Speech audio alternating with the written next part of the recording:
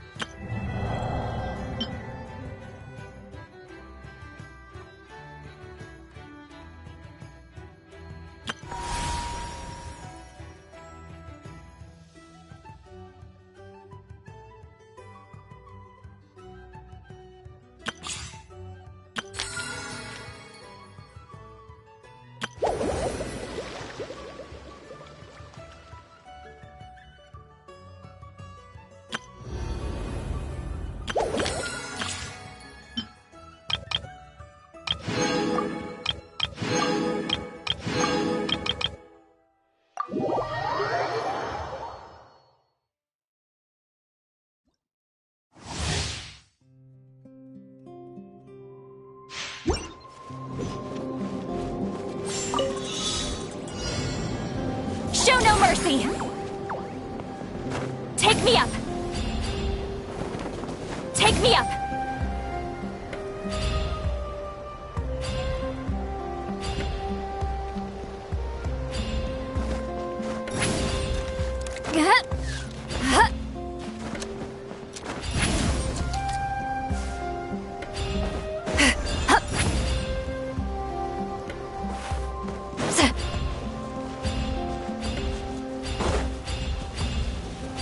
Get to work!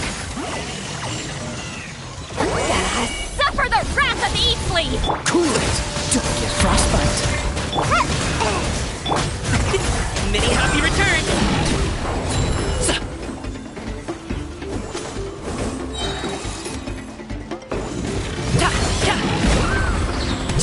Fulfill our path! But you two! Time to end them! Up to it, Manzai! Sorry, pal! Oh, so sorry. Ninjutsu! Suffer the wrath of Eastleigh! Show no mercy! Ha!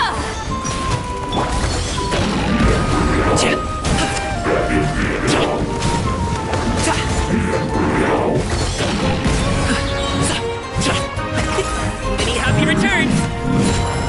This moment will be frozen. You two! Time to end them! Come on out! Freeze! Up to it, Manzai!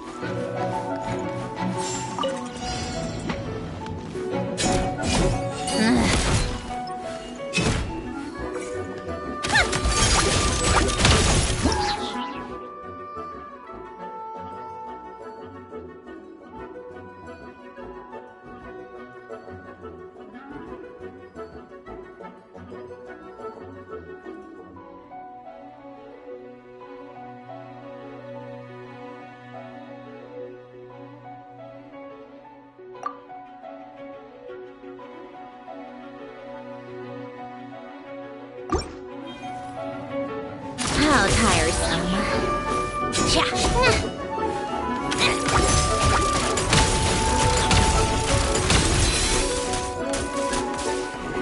Come on, keep up.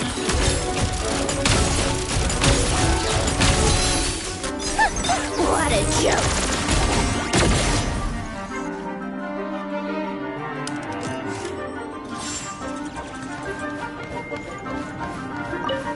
Emerge. Right here. Right now. Animo hypostasis. A spot of tea time entertainment. Take a break.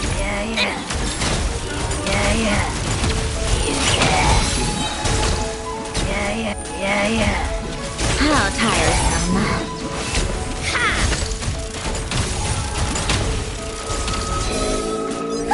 What a joke. Right here. Emerge, right now. I'm always watching. Swirl, where to? Think, go. Take a break.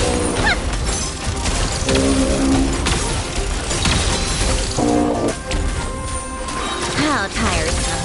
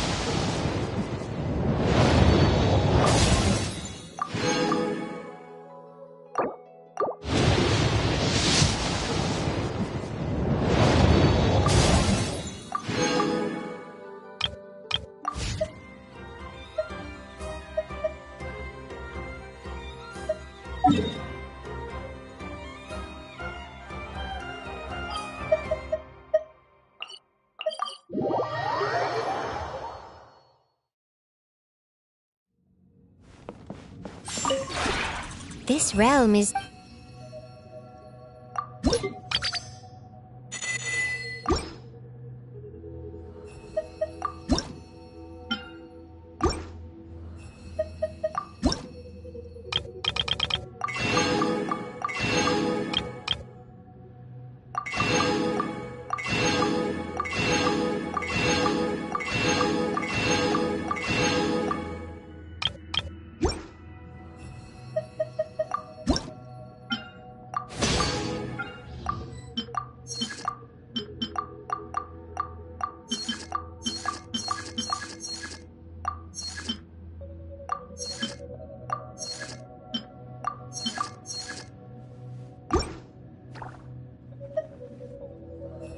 If you ever...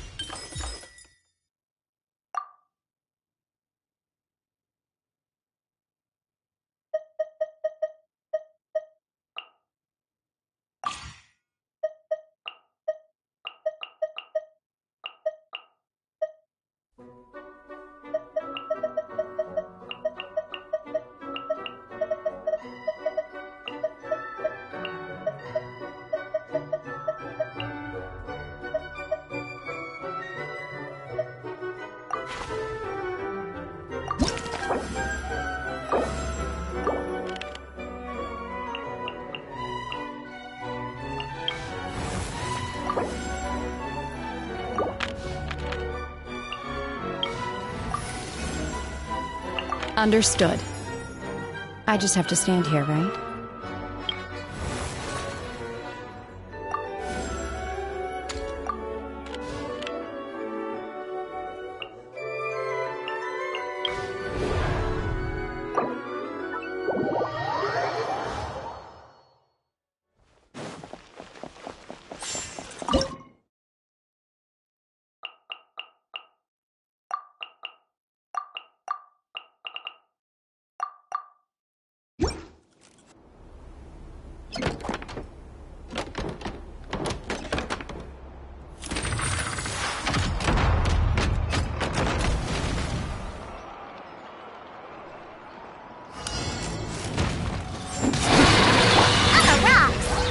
Your drink? This is long overdue. To ashes! Your sins weigh upon your soul!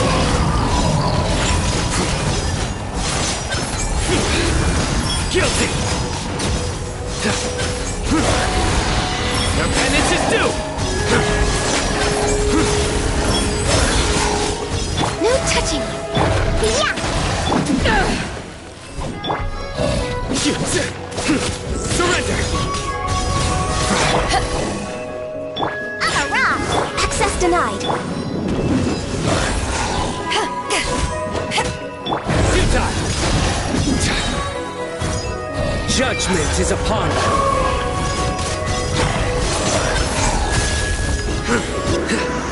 Guilty!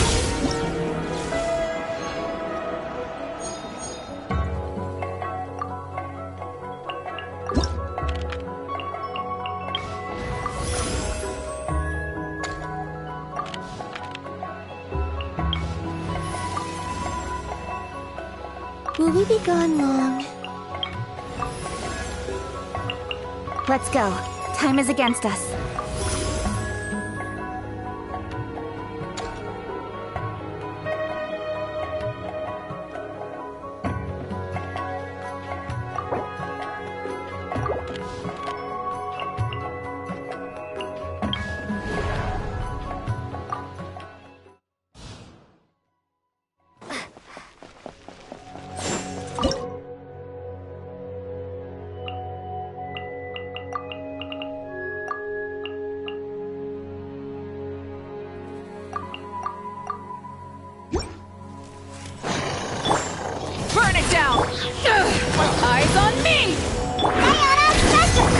chase!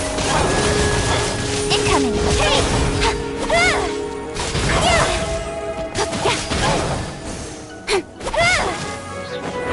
Don't blink!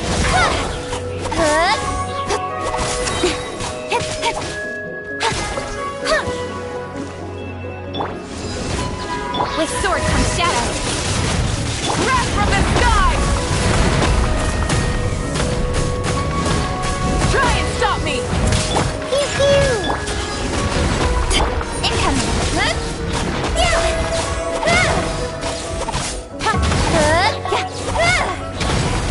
Don't blink! Nowhere to hide! Hey!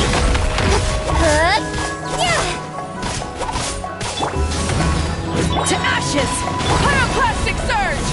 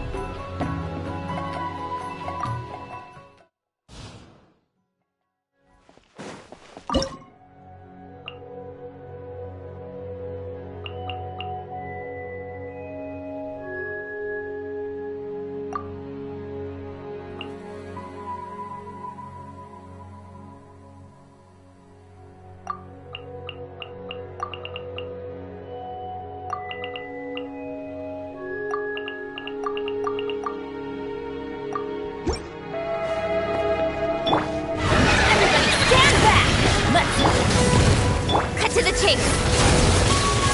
Incoming!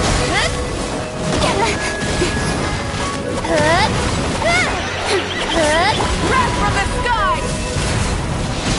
Through me, justice is served.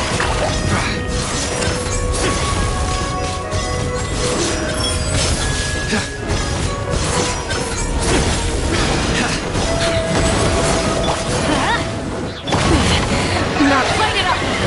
Don't blink! Got lucky that time. Teamwork is dreamwork! Nowhere to run! Light of the blazing sun! Speed of light with sword from shadow.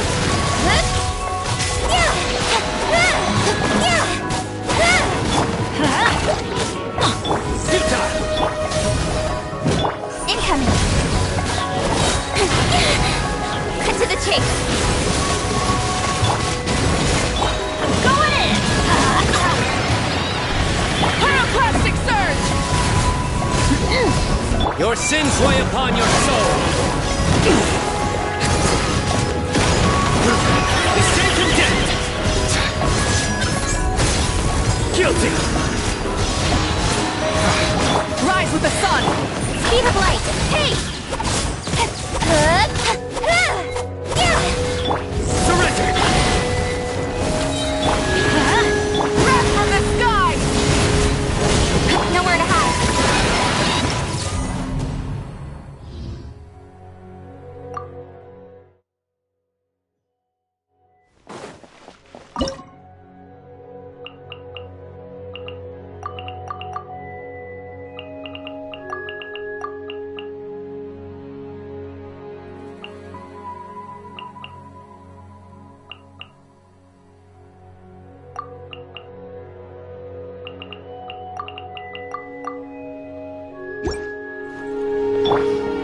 Teamwork is driven!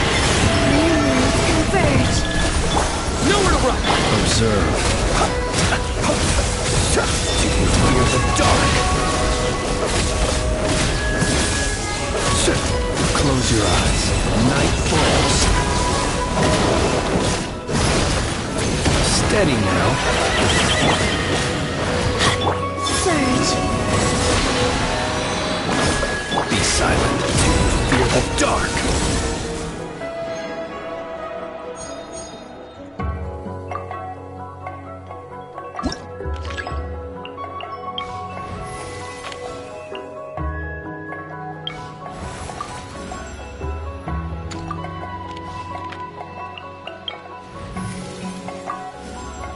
Warm-up complete.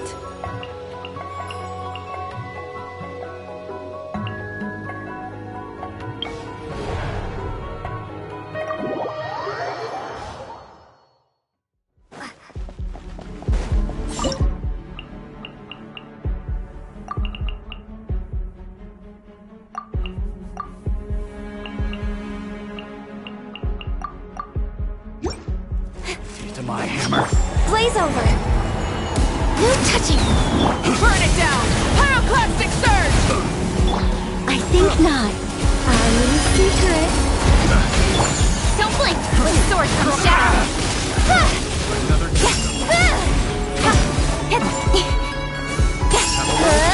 Born of icy foam. Light it up! Blade! Be gone. I live within you. Cut to the chase. Speed of light.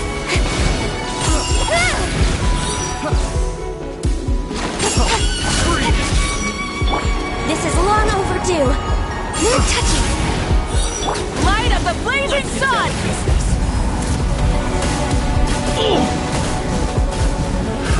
Another Lucky day! Incinerate! Rise with the sun! Such defiance. Heaven's will. Incoming.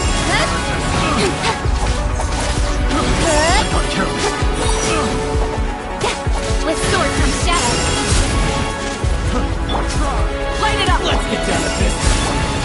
Our little secret. Wrath from the sky! Blaze over. Don't blink.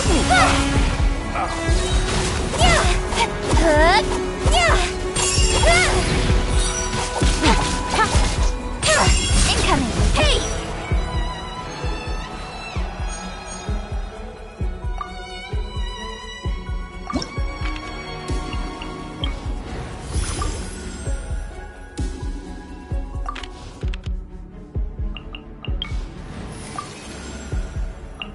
My blade will lead us through the shadows.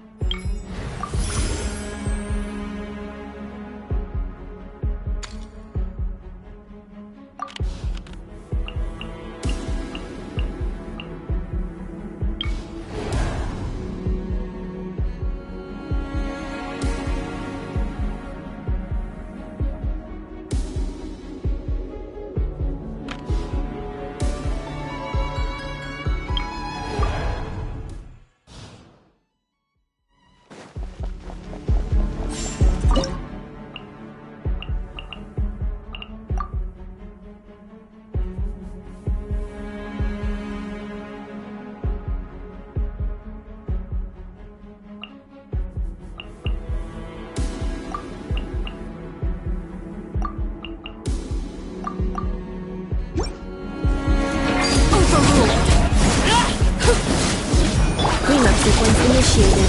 Ultimatum protocol. I think not. Heaven's will. Make.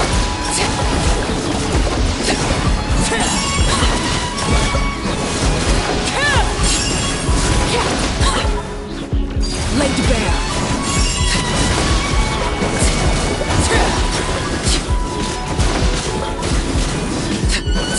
Defensive mode engaged. Our little secret.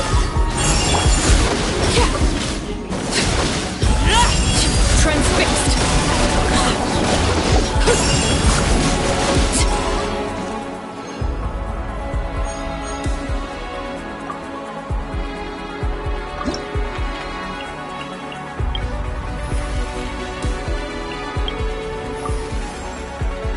Need something taken care of?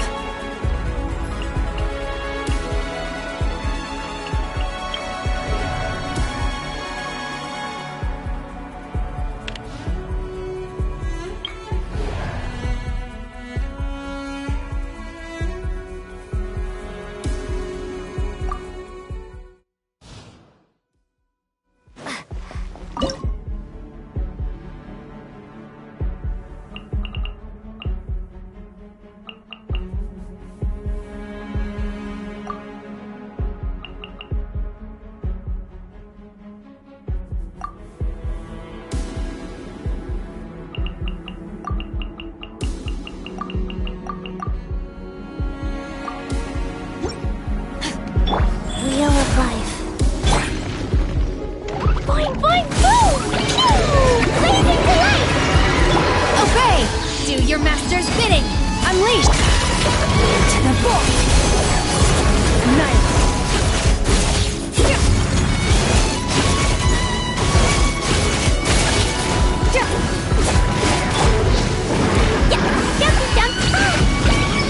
Manifest! Extinguish! That's more like it.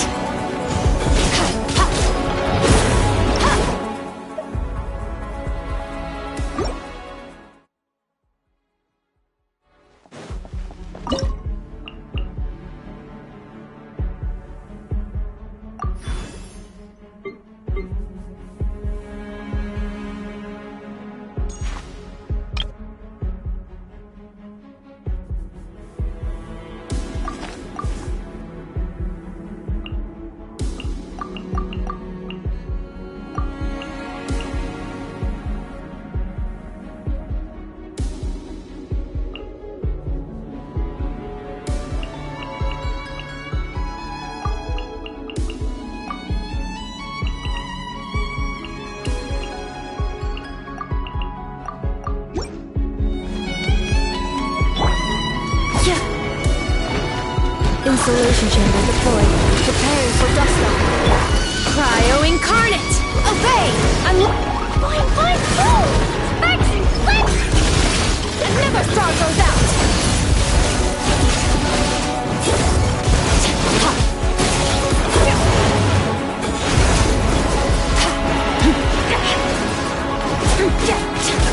Obey!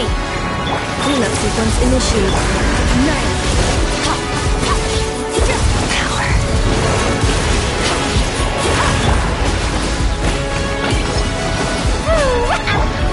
Manifest! Accelerate annihilation mode. By ordinance divine. Surge!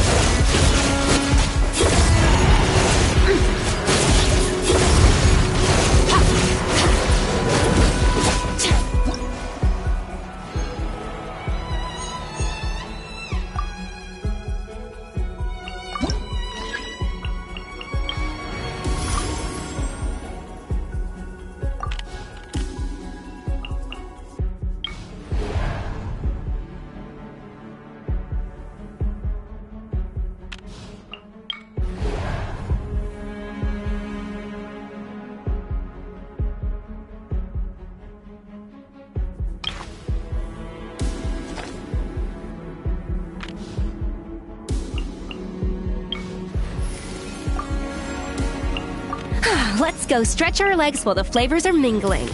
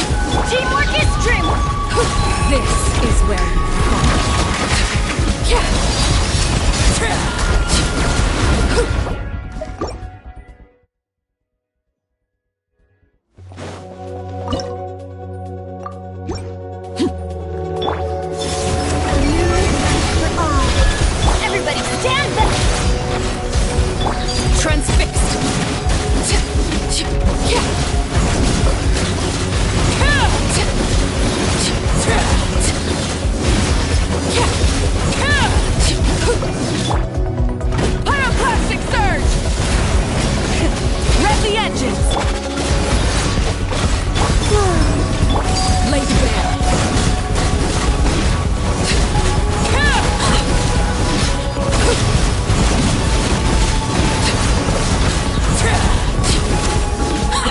Rise with the sun! Teamwork is dreamwork! Let's light it up! Overruled!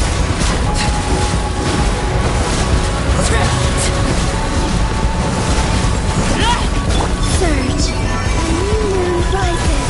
Light up the blazing sun! Try and stop! I'm going in! Lay to bear!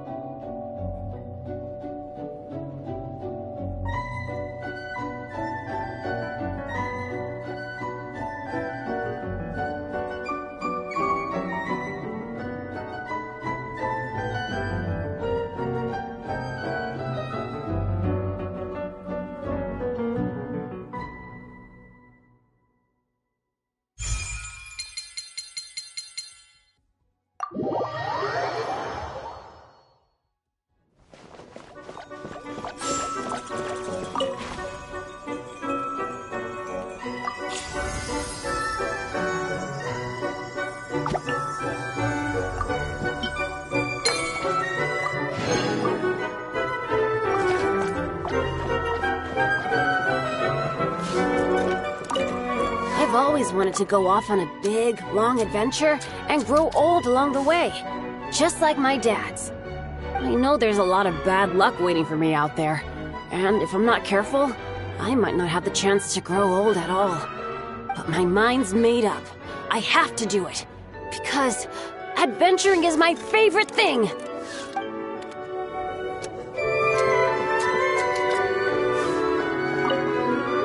Have you looked up?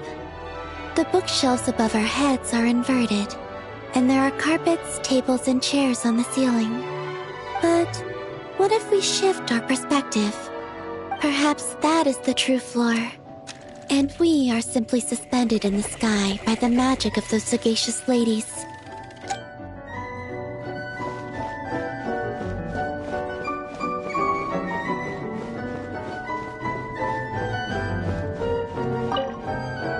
Before I go on a long journey, I tend to leave the children of the House of the Hearth with some homework to complete in my absence.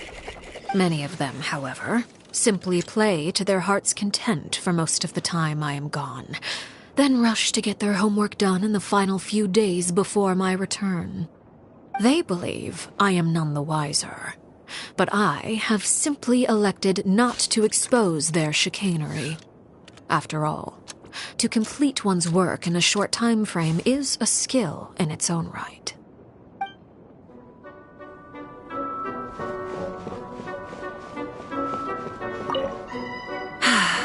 What a wondrous place this is.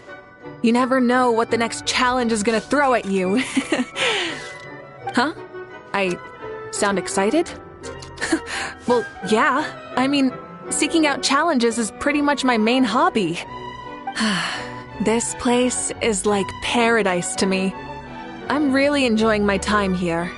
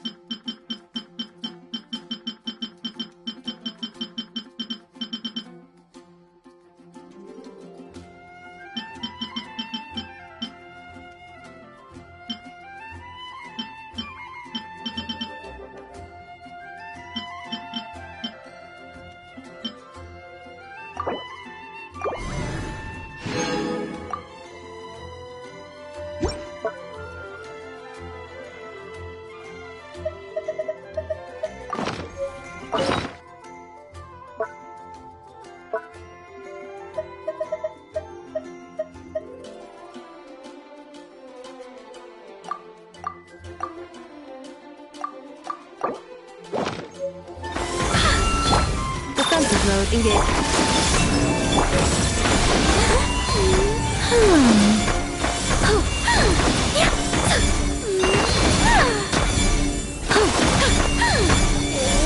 What should I choose?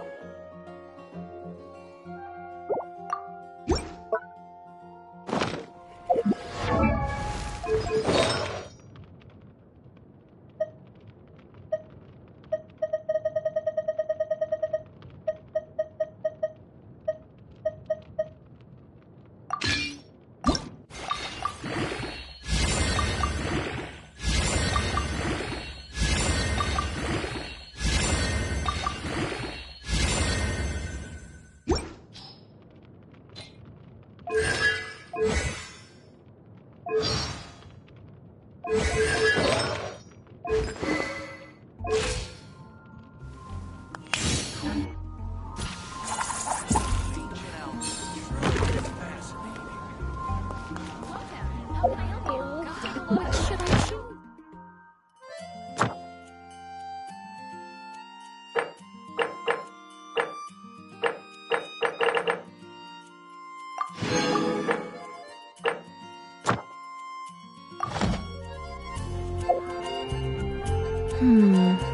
Not the best idea. I've ever had.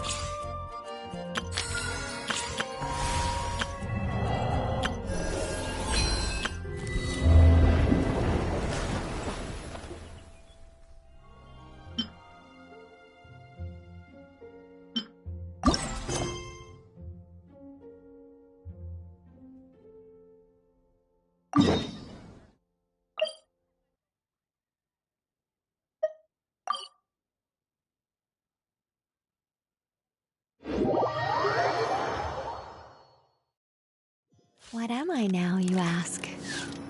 Just a human who's lost her...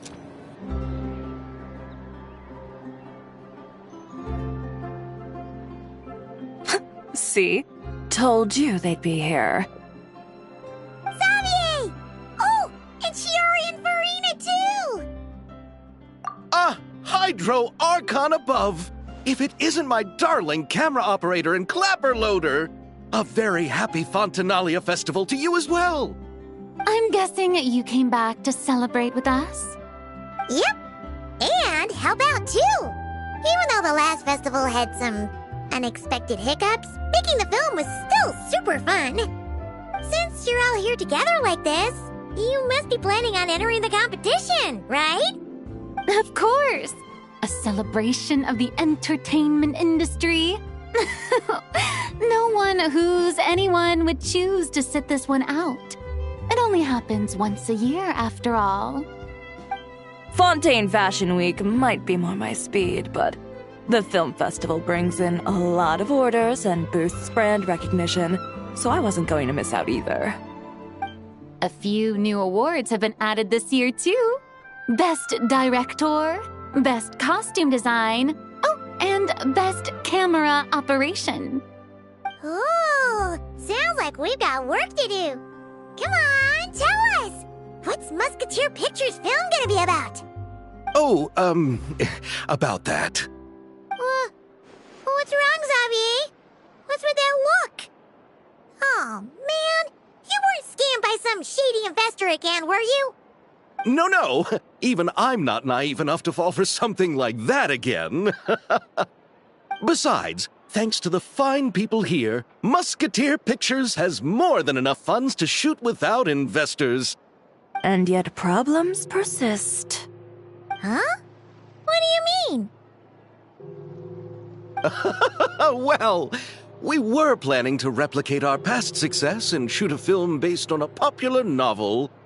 But as we were holding auditions for the female lead earlier today, a striking young mademoiselle wandered in by accident. Her disposition was simply ethereal, the look in her eyes somewhat melancholic. Oh, I wish you could have been there. The awe I felt can scarcely be put to words. You had to be there, friend. No matter where she stood, it was as if her surroundings, even the air itself, turned into the perfect shot. Guess you found your lead actress, then? No, quite the opposite. My script is entirely unworthy of her. I fear it is. Nevertheless, I couldn't help but approach the mademoiselle to ask about her background and what brought her to Fontaine. What did she say? Sadly, she said her best friend was gone. After returning to her own homeland not too long ago, she decided to visit where her friend was from to remember them better. Oh, no wonder she looked sad. Yes, but that's when it struck me. Why not cast her as the lead in a film centered around her search for this old friend? Huh? You're gonna rewrite the whole script? But is there even enough time? Isn't the prep work super complicated? We might not finish. Think about the difficulties we faced with the two Musketeers. We had to start from scratch back then, too. I'd say we're ahead of the game this time. Guess so, but... Don't worry, Paimon. Shiori and I have evaluated the proposal, and we support Xavier's decision. I won't really need to start on the costumes until the cast is finalized, so it's not too much extra work for me. Oh, fair mademoiselles. How can I ever thank you? Finishing the script would be a start. You know, compared to a commercial popcorn flick, I do prefer the idea of shooting a more artistic film. One that leaves a profound and lingering impact in the hearts of the audience. I agree. True trendsetters are the people who dare to go against the grain. Wow! Leave it to Director Farina to have a vision. Honestly, though, the artistic passion of everyone at Musketeer Pictures is inspiring. Anyway, Now that we've heard so much about this lead actress, Paimon's gotta know who it is!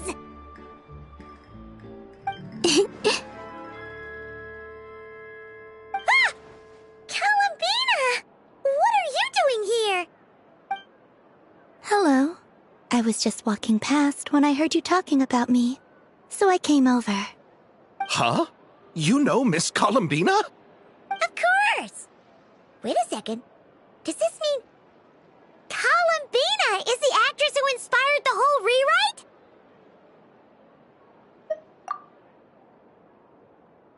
Yeah.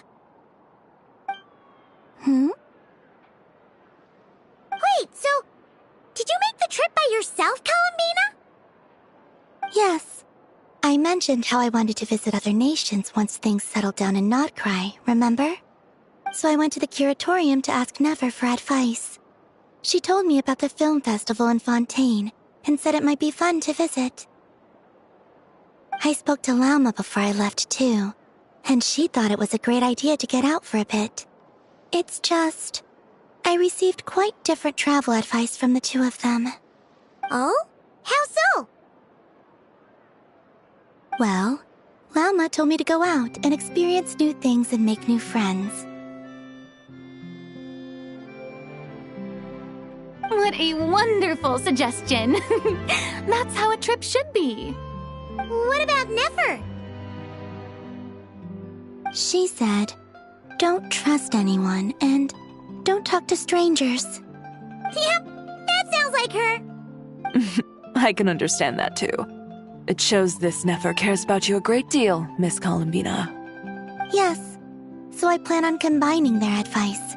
All I need to do is turn strangers into friends, and then I can talk to them. Huh. That kinda makes sense, but also not. Hey, Chiori. Oh, look who's back. Happy Fontanalia Festival, you two. Oh, looks like we have a superstar in our midst. How about an autograph, Big Shot? Haha, very funny.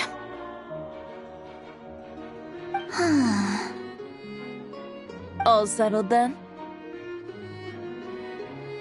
Yep, the Duke gave his blessing, and I cleared it with the Udex. During the festival, inmates with good behavior will get a chance to spend some time on the outside. Under the stringent supervision of the Special Patrol, of course.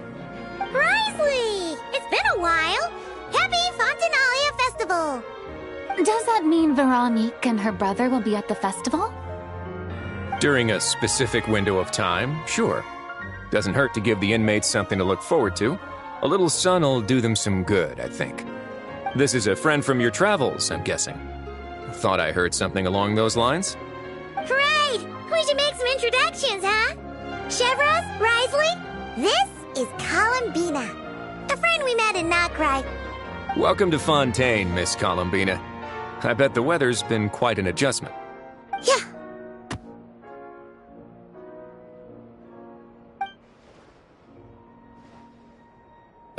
And not the good kind, I take it. No, I quite like it. It's a lot warmer than Notcry. Then what was the punch for?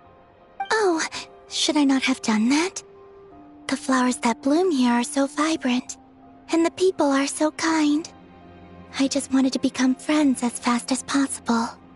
Ah, so that was meant as a gesture of friendship. Is that right, Miss Columbina? Mm-hmm. Isn't that what friends do? Right. Might have been a bit premature in this instance, though. Your friend here is quite the character. Good thing we said something. You weren't seriously gonna go around punching every single person in Fontaine, were you? No, just the ones I wanted to be friends with. That's not... what Paimon's trying to say is, maybe keep the punches to a minimum until after you're friends with someone. If you say so. You're quite the character, Miss Columbina. So, are we friends? Of course. Any friend of the Traveler is a friend of mine. Yeah. Oof.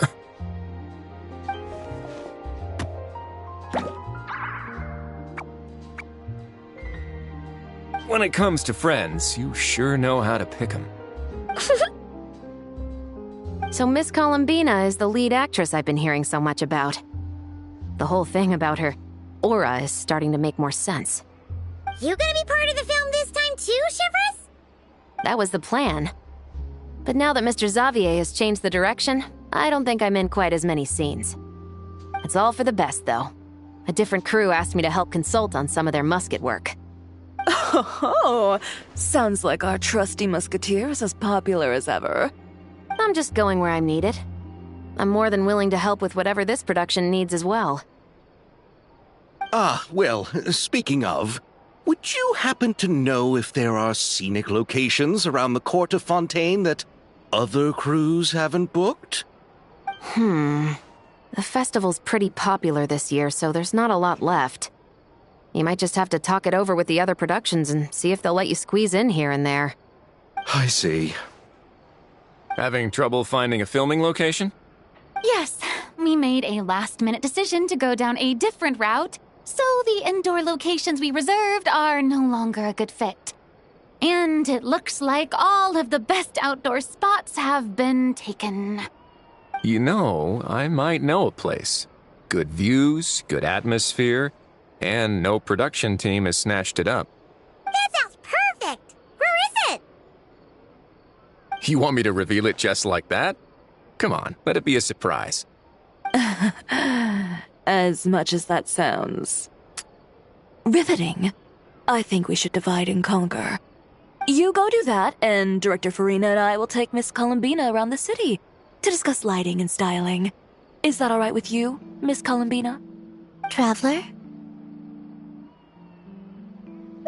Yeah, everyone here is our friend. So don't worry about a thing and just focus on enjoying your trip. Okay. All right, then the Traveler and I will go check out this potential filming location. It might even give me some inspiration for the new script. I'll leave this to the Duke then. Until later, everyone.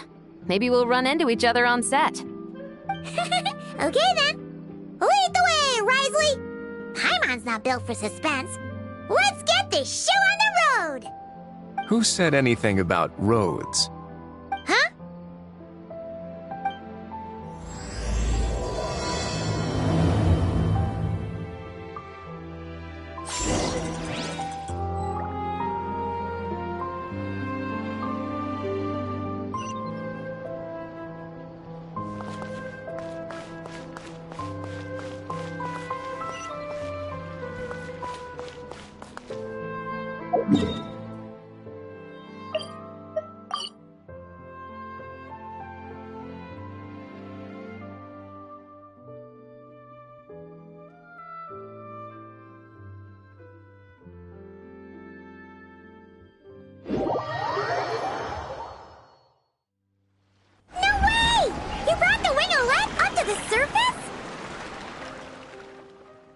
It'd make quite the grand backdrop for a film, don't you think?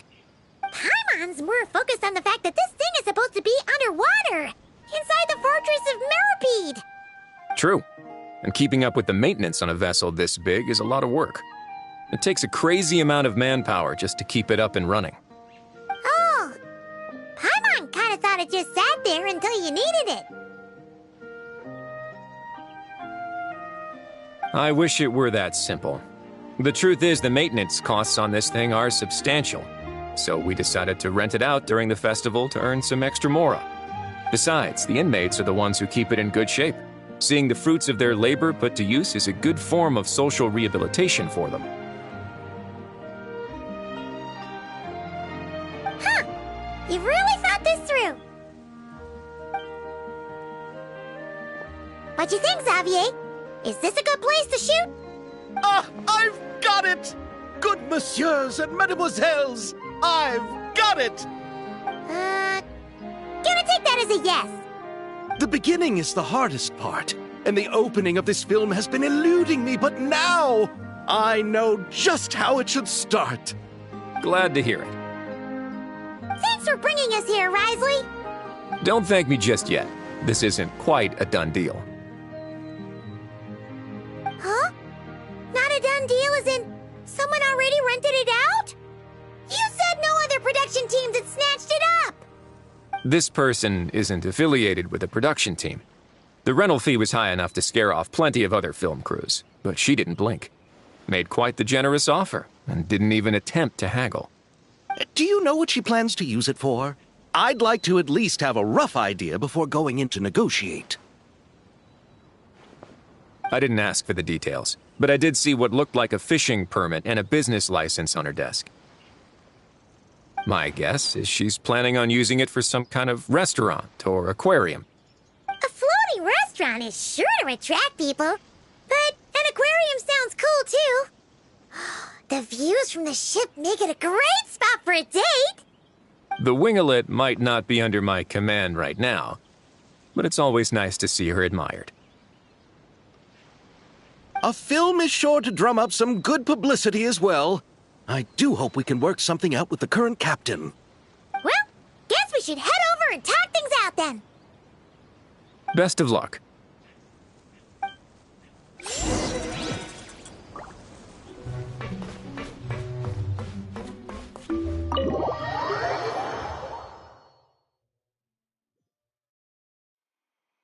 Wow! The winglet seems even bigger up close. The rooms are so spacious. Wonder who rented it out. Hello? Anyone there? Perhaps the captain had business to attend to elsewhere. But why rent such a massive boat just to have it sit here without even leaving so much as a note? Let's try again. Anyone there? Hello? Seriously? Right now? What is it gonna take to get some decent sleep around here? Is a nap too much to ask for? Sorry, the aquarium's closed for the... Huh?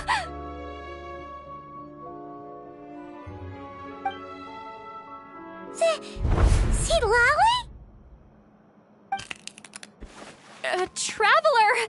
Paimon! Hold on.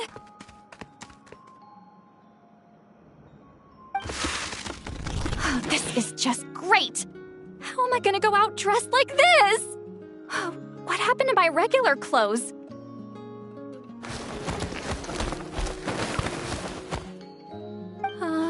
The wash! I put them in the wash after I drank too much and fell into the fountain. Oh, this can't be happening!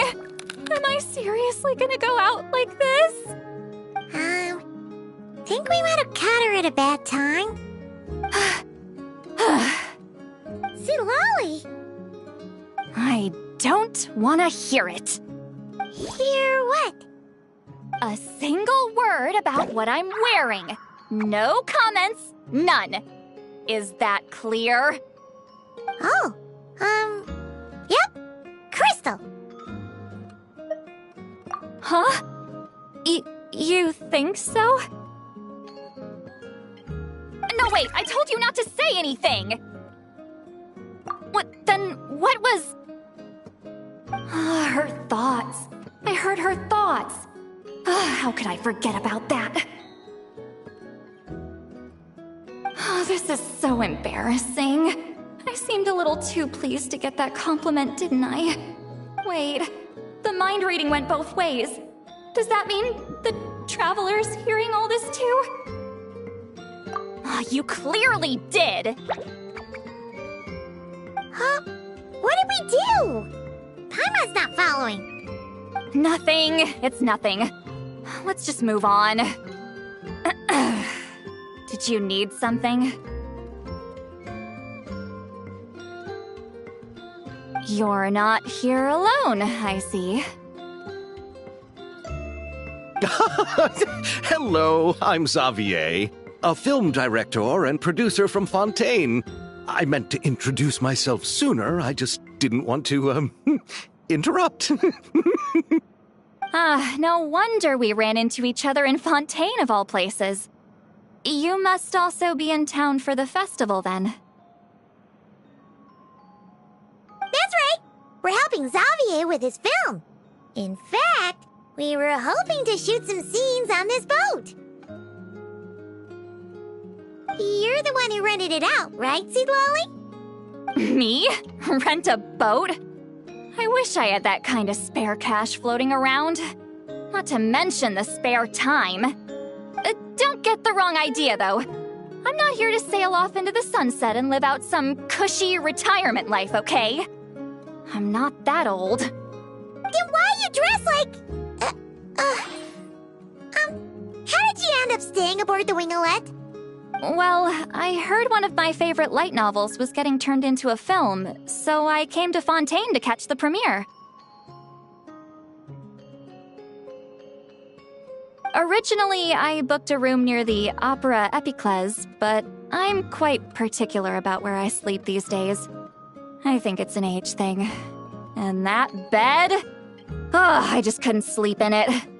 I tried to find a different hotel, but with the festival, everything was completely booked. Just as I was worried I'd have to sleep under a bridge or something, I happened to spot a Help Wanted sign on the side of the road. Oh, so you're here to take care of the boat? No, I was hired to man the front desk. The pay is a bit low, but food and drinks are covered. And it includes room and board during the festival. Plus, the job is simple. So I thought I'd give it a shot. Wow! They actually thought you'd be a good fit, huh? What? You don't think I'm cut out for it? All I have to do is tell people the aquarium isn't open yet. Other than that, I'm free to do whatever I want. It's a pretty sweet gig. That's all? Yeah, I was also kinda shocked. But it's not a lie. Head downstairs and see for yourselves. There's nothing but empty tanks. Not a marine animal in sight. Did your boss mention anything about being open to film crews using this space? Our production was hoping to film on the deck for a few scenes. No. That never came up. You could just ask her. Oh, she's around?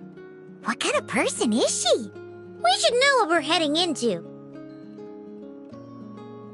She's nice enough, I suppose. Pretty reasonable, too. Even offered for me to move to a bigger cabin if I was too cramped. Back at the Masters of the Nightwind, I'm used to being the one giving orders.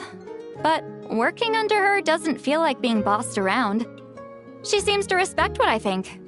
Wow, she sounds like a great boss. She did tell me she'd rather not be disturbed, though. She's been working on an important project, so I'd keep it brief. Got it. Thanks for the heads up. All right, the captain's quarters are this way. I can take...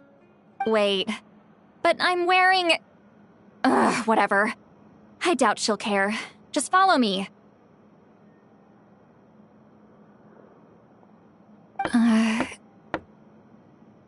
Miss Guillotin? These visitors were hoping to ask you about something.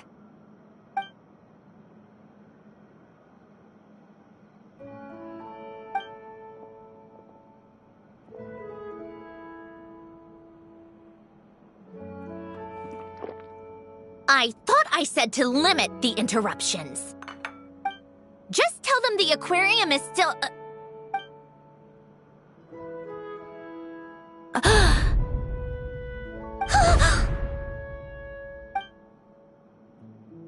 Sandrone, you're here? Huh? You know each other? Are you okay, Sandrone? Do you still remember us? Everyone was so upset after what happened. We all missed you so much.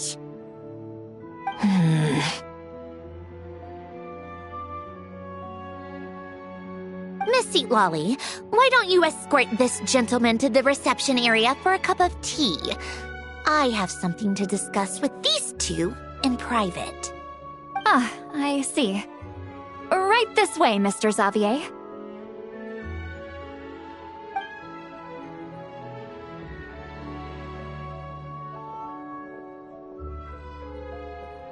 Sandrone?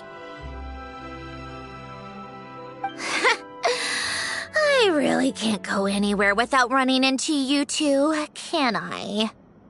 Are you okay? During the battle, your core, it was... Destroyed by that bastard Dottore. That's right. But as you can see, I'm fine now. No major issues. Or at least, there shouldn't be. Oh, what a relief! Oh, why didn't you tell us sooner?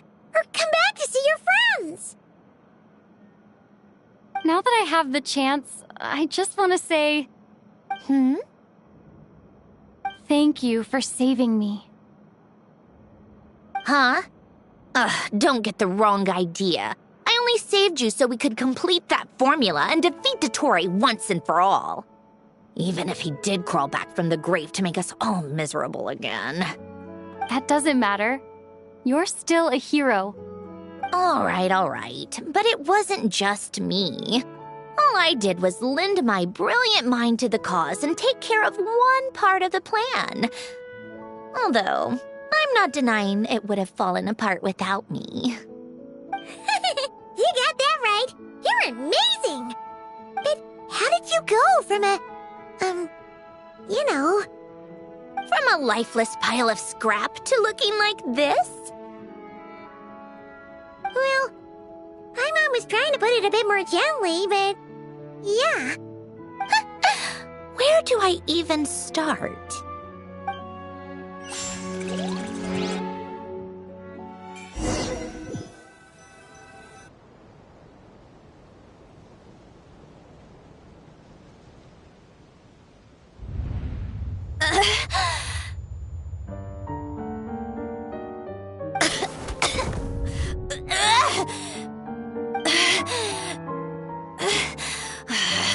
Curse it all! Where am I? Did we do it? How much time has passed? I'm not in one of that lunatic's experimental labs, am I? Wait, Fontanian decor. Books from the Research Institute. Phew. One thing at a time. Initiate self-diagnostics. Assess the extent of the damage.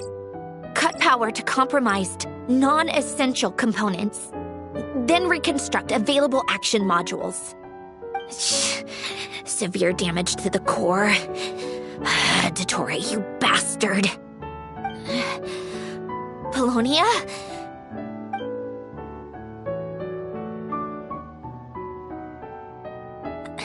Polonia, wake up!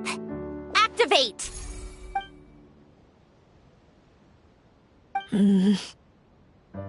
You're in even worse shape than me. Internal gears and energy circuits are barely intact. Extreme damage to the core, just like me. Rebooting is off the table. Even if I could repair the damage, I don't know if... You used up all your critical energy in those final moments, didn't you? To protect the core of that guy in the hat, and the numerological array. Wait, the array. Yes! The prototype is still here. But can I even run it in this state? Whatever. I have to try. I just need to confirm one thing. Activate the numerological array. Connect the computing core to my body. Just like I thought. It needs too much computing power.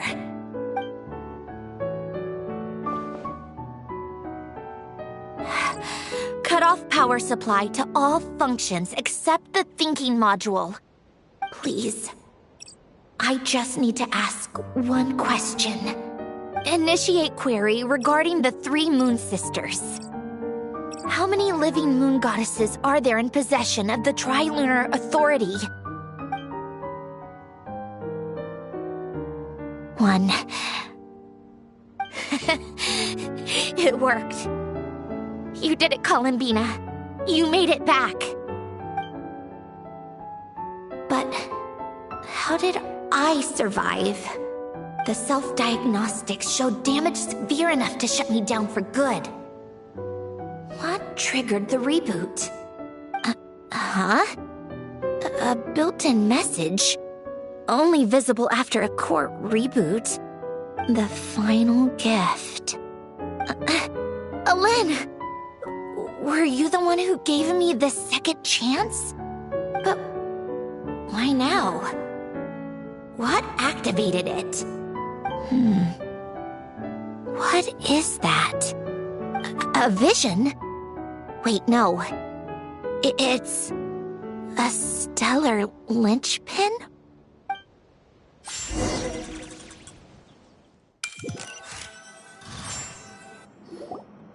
A stellar linchpin? What's that? You can think of it as a rare kind of vision. As for what causes one to manifest, well, that's still unknown. But in Snezhnaya, or in Afatui's research at least, it's believed to have some connection to the third descender. The third descender? We knew his remains were used to create the Gnosis, but this is the first we're hearing about a stellar linchpin. You knew about the remains? Right, of course. Look who I'm talking to. Yes, the Heavenly Principles used the remains of the third descender to create the 7 Gnosis as a means to consolidate the Archon system. Visions result from that same system, so extrapolating from there, it's clear that the manifestation of a vision is also, to some extent, related to the third descender. Still following? For those that wield them, visions serve as a means to channel elemental power. The same is true of stellar linchpins. The difference is that, when wielding elemental energy, stellar linchpin users often exhibit a unique kind of power that seems to come from beyond to that. It's believed that, when a stellar linchpin manifests, impurities from the remains of the third descender get fixed in place. Hence, the name. That's also believed to be the source of the strange power I just mentioned.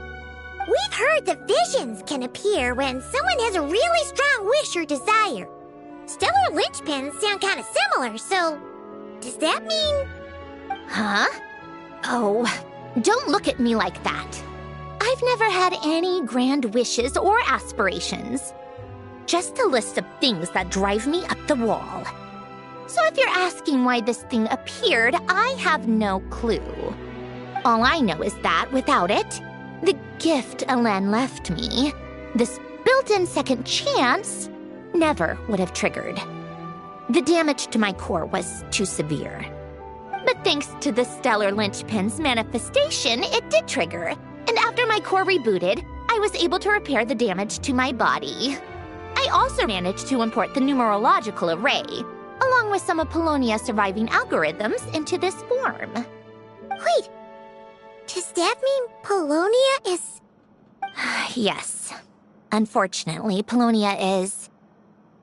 beyond repair. Oh, we're so sorry to hear that. But you also mentioned something about a final gift? Yes. Alen often spoke to me about wishes and desires when he was alive. I suppose he thought there might come a day when I wished for something, and was willing to sacrifice my own life to fulfill it. So he left me a chance to start over. No, never. Alen once said I was his proudest masterpiece. That might sound boastful coming from me, but it's also an undeniable fact. After Alen died, I started studying how Polonia and I worked. Polonia is essentially a computational machine, so it wasn't difficult to figure out the mechanical principles there. But when it came to my own structure, that's when Alen, the Lord Artificer's true greatness, struck me once again. I attempted to imitate it when I created Catherine, but in the end, she turned out to be nothing more than a superficial replica. What? But his creations go. Catherine is super impressive. We were shocked when we first found out she was a puppet. No, she's nothing compared to what Elen was able to create. Some of the mechanical principles of my own core are still a complete mystery to me. Keeping that gift hidden wasn't even a challenge for him. Just a shame I had to waste it on fighting Dottore. I just couldn't stand the thought of him coming out on top. If you put it that way, the world owes me a whole lot then, doesn't it? Wait, but all this still doesn't explain what you're doing here.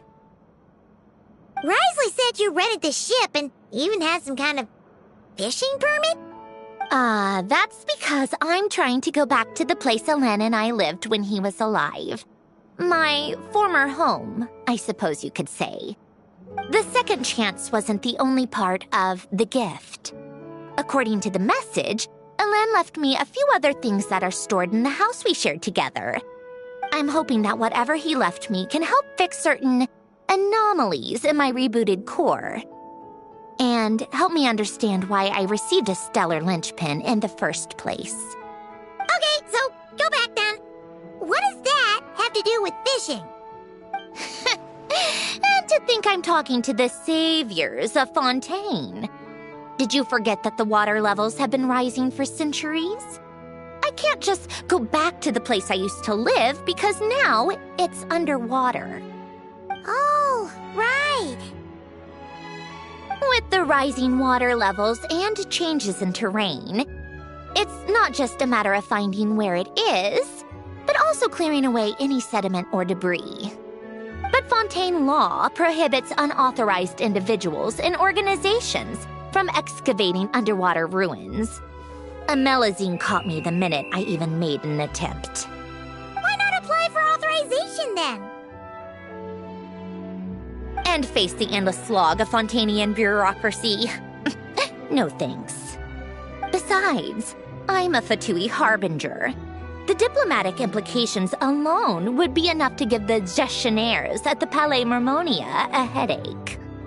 A fishing permit, on the other hand, isn't difficult to obtain at all. Minimal paperwork required, and under the name Guillotin, the application was a cinch. So you're exploiting a legal loophole? Am I? That underwater home belongs to me. If I happen to chance upon it while doing some fishing, what's the issue with that? Of course, I do have to catch some fish to put in the aquarium, just in case the gestionnaires come to check up on things. That's also the reason I hired someone to man the front desk. Huh? But isn't that kind of a waste? You went to all the trouble of getting a business license and rented out this giant ship, just for show? If you want to run an aquarium that bad, be my guest. Use the facilities however you want. I'm certainly not going to stop you. All I want is to go back home and see what other gifts Elen wanted me to inherit. Hold on. Enough about me. What are you two even doing here?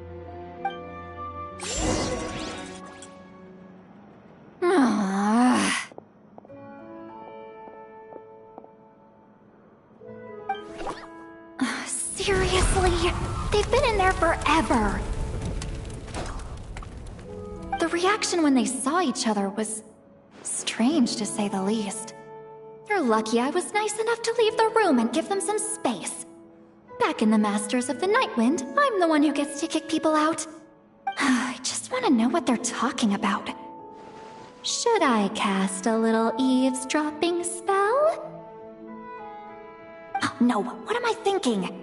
I'm Granny Eastley, the great shaman of the Masters of the Nightwind. I can't do something like that. This is just ridiculous. Making me wait out here for so long? Where's their respect for their elders? Oh, here they are. Were you back there arguing or something? What took you so long? The two of you are already acquainted with Miss Guillotin, then? Oh, yep. But don't worry, we got everything sorted.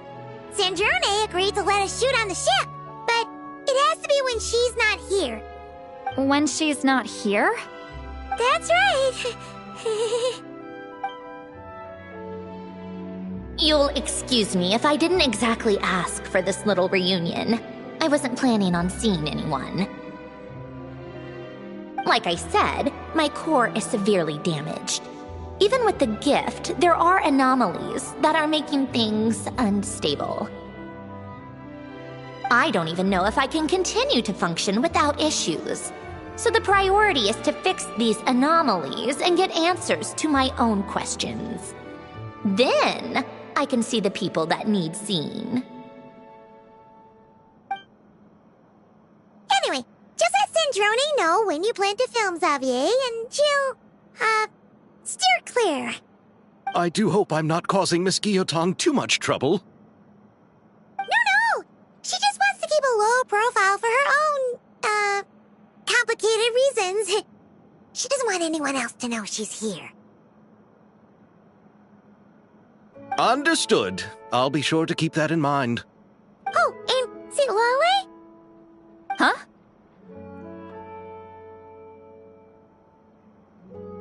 You mean Miss Guillotin?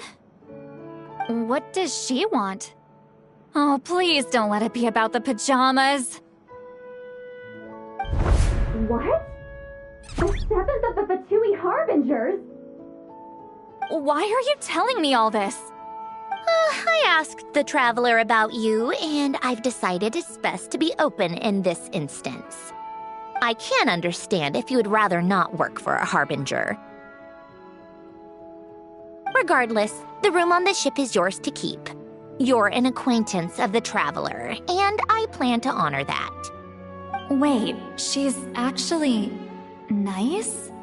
It's not a problem. The captain also worked for the Fatui, and he helped Natlan a great deal. We know that there are good people among your ranks.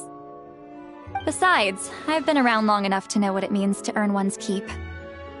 This isn't Natlan, and I don't expect special treatment. Besides, sitting at a desk isn't exactly back-breaking work. I appreciate that perspective, great shaman. Seat Lolly. Just call me Seat Lolly. That title makes me sound so... old. Well, Seat Lolly, the Traveler and I are looking for something, so we'll be heading underwater together soon. I'll leave the ship in your care while we're gone. Together? How often? Not too often. We're heading out in a bit, but I'll be available if you need something. You couldn't, go alone? I wanted to, but she was concerned about my physical well-being, so she offered to come with. Guess my mental well-being means nothing then. Huh?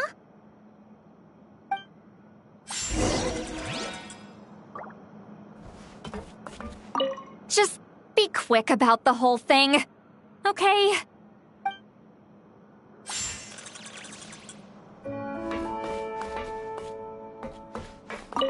Miss Guillotin is so generous. We talked it over, and she agreed to let our crew come over and do some test shots while you two are out.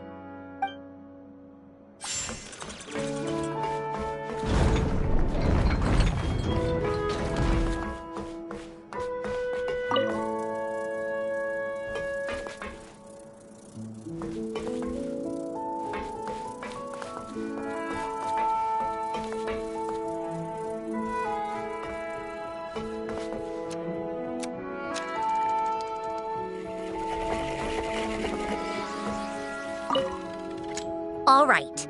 Our first stop is the Beryl region. After Alain left the Fontaine Research Institute, he lived in seclusion somewhere around there.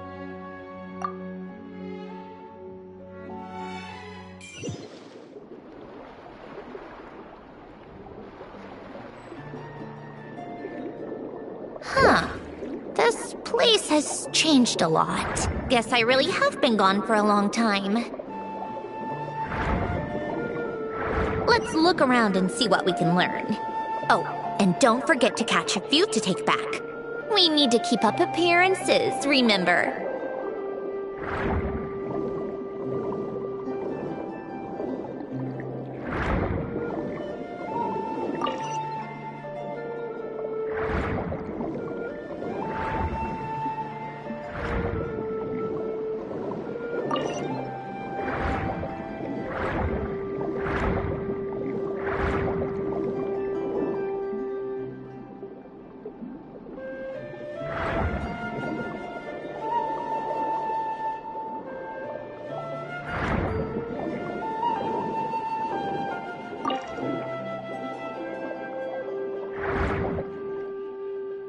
croissant isn't too far from here, right? It's all a bit nostalgic, I guess. Back when I lived here, all this was still above water. All right, I have a general understanding of the terrain changes and sediment accumulation. We can stop here for now.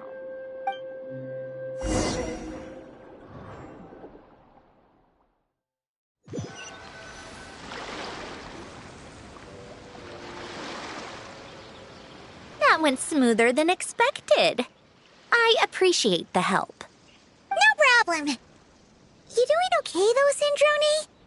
Seeing your home look nothing like you remember, that can't be easy. I'm fine. Times change. People change. That's the one thing you can actually count on. I made peace with that a long time ago. You should head back and put them in the aquarium tanks. We finished ahead of schedule, so your crew is probably still on the ship. I'll follow in a bit. Right. Xavier said he was gonna test out a couple of shots. I'm sure. I want to take another look around on my own. Okay then. Want us to let you know when the filming is done? No need. Columbina relies on Kuvaki to perceive her surroundings. In Nodcry, her senses are heightened because Kuvaki is everywhere. But here, as long as she doesn't activate her abilities, her range of perception should be equivalent to an average person's line of sight. I figured that out back in Snezhnaya. That's oddly specific. I have hiding from her down to a science. So, what?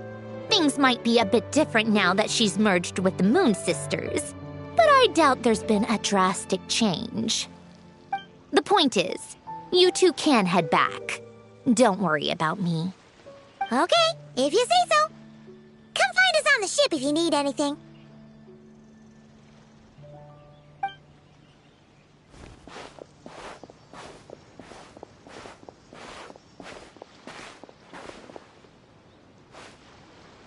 What did you leave for me, Elen? Did you know I would come back? Or did you make it so I would have to?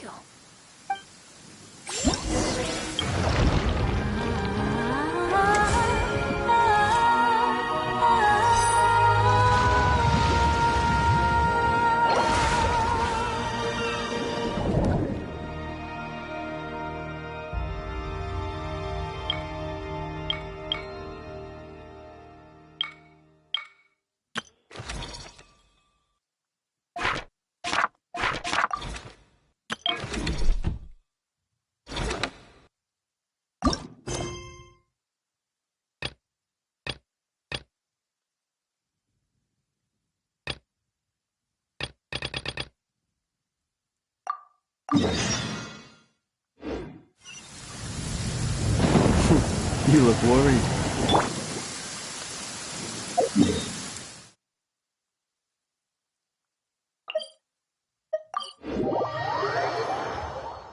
The sky is clear again.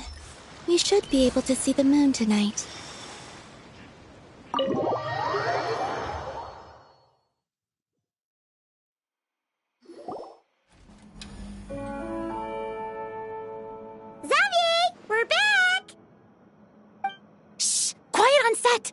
They're filming over there. Oops, sorry.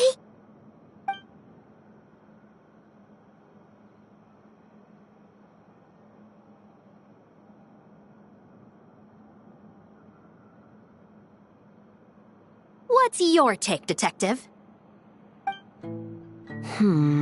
Bullet wound to the chest. Gunpowder residue on the clothes. The victim must have been shot at close range. You think it was someone they knew? Yes. It's possible the suspect arranged for them to meet at this very spot. A reasonable deduction. But you're overlooking a crucial clue. What? The victim's pocket watch is missing. And cut! I think we got it! Good work, everyone! Phew, finally. Acting was nerve-wracking for me when I first tried it too. Just loosen up, and you'll get used to it in no time. Severus! Charlotte!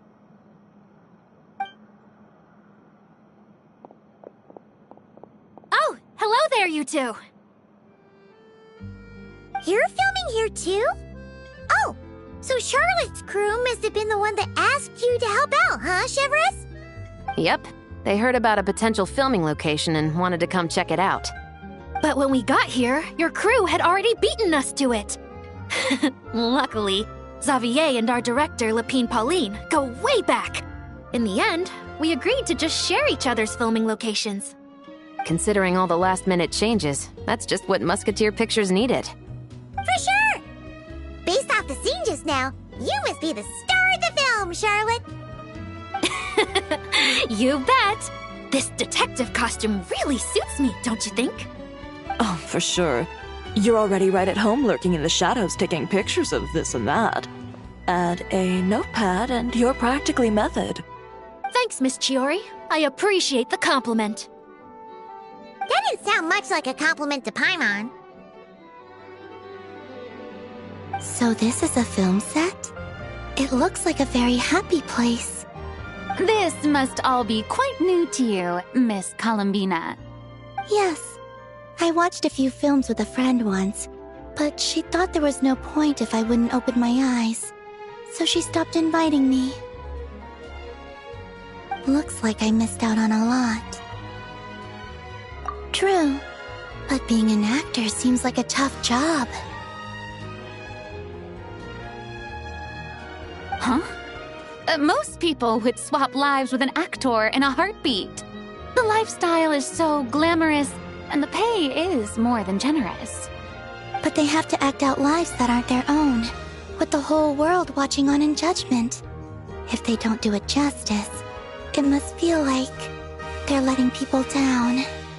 That's exactly how it feels. This young lady has quite the unique perspective. Well, that's true. But these actors are here because they want to be and they think it's fun. Most of them, at least. Not to mention, the film we're shooting is based entirely on you, Miss Columbina. You just need to be true to yourself. I don't have to pretend to be someone I'm not? Not at all. Authenticity is what we're after. For example, this first scene opens with you on the boat, sailing to your friend's homeland. You just need to think about that moment in the story and picture how you would feel. Oh, okay. We're all here? Wonderful! Let's head to the deck and get shooting. Oh, and this is for you, dear Paimon. Your clapperboard. Whoa!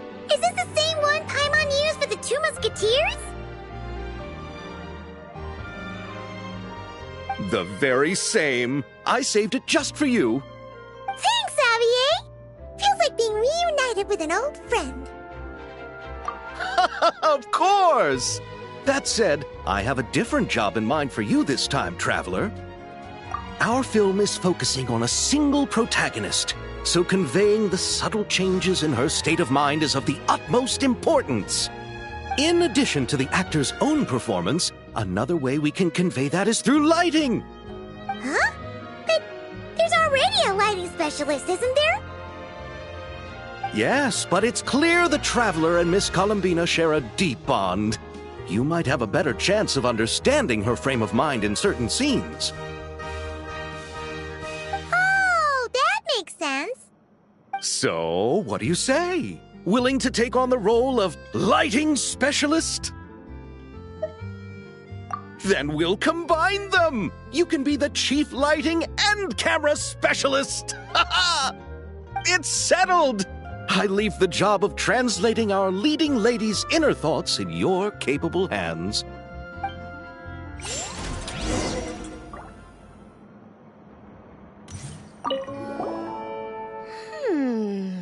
Seeing all the sets in place, things are looking even better than I expected. The actors are doing great too. Editing it all together is gonna be a piece of cake. Bet I can finish it in one night! Hi, Lapine Pauline! Hey, you're back! The timing couldn't be more perfect! If there's one thing you absolutely can't miss, it's the Fontanalia Film Festival! And you're a director this time! That's so cool! It's all thanks to my apprentice, Nanette! She's the one who told me to read Great Detective Herlock in the first place. And then it struck me. This would make a great film! What about your savings, though? You didn't... Yep! I went all in! Paimon was worried you'd say that. Oh, relax! It's different this time! I met director Xavier back during my camera outsourcing days, so I got to know the industry a bit. I know exactly what our film needs and what the fans want to see. So be sure to check it out! I'm confident we've got a winner on our hands. Sounds like it. But we've got some filming chops ourselves. It's definitely still anyone's game. Then may the best film win!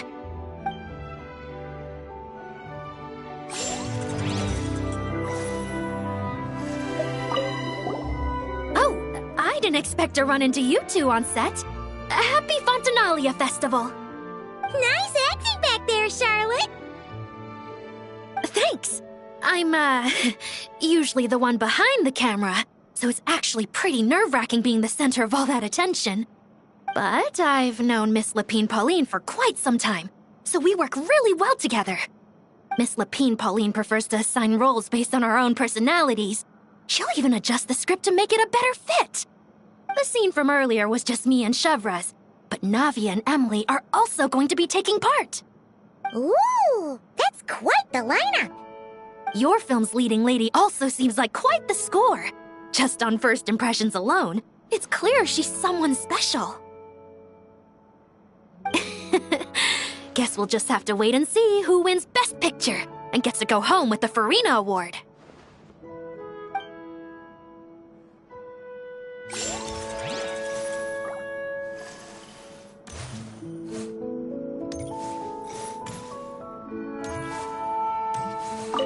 I want to ask for an autograph so bad, but I can't do it dressed like this. The cast of Great Detective Herlock. Duh! I came all the way here just for the premiere. But I didn't expect to end up on their film set. My laundry just won't dry. The weather here is too wet.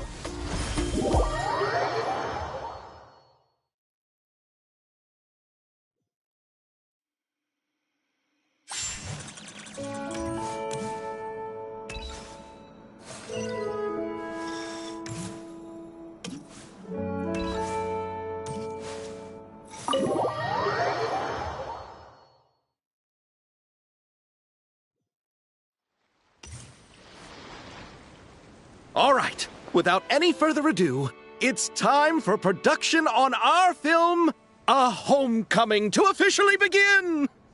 Turning it over to you once again, Director Farina. All right. Positions, everyone! Camera operator, clapper loader, get set up. Let me know when lighting is good to go.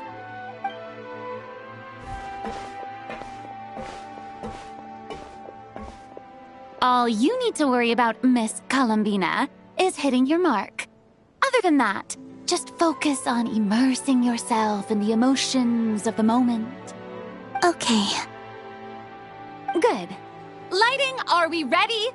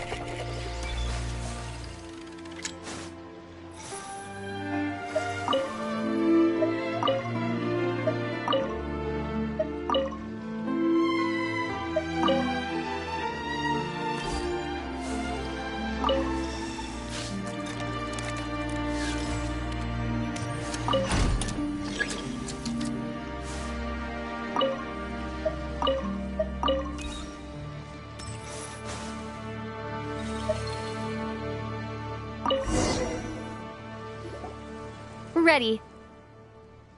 All right, quiet on set. 3, 2, 1, action! This is her homeland. Columbina. Cut! The emotions I'm looking for were definitely there. Let's just try to keep it a bit more natural. Oh, but definitely keep that gesture at the end. I loved how real it felt. You looked genuinely moved. All right, if you're ready, let's go for another take.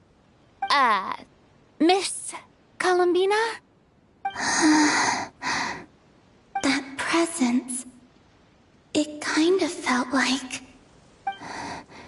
Sandrone?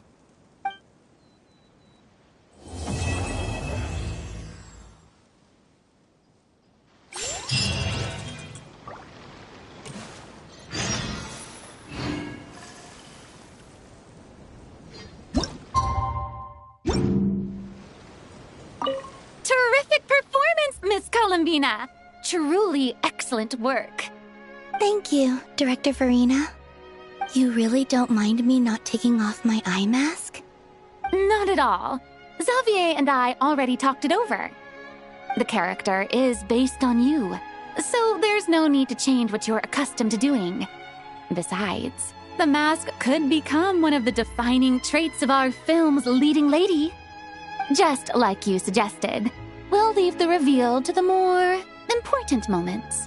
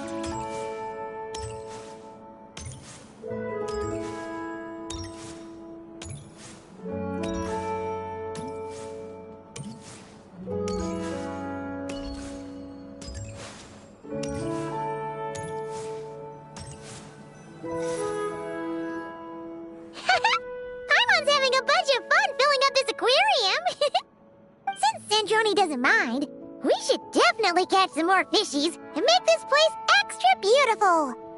Hey, you two. Come over here. Huh? Is everything all right?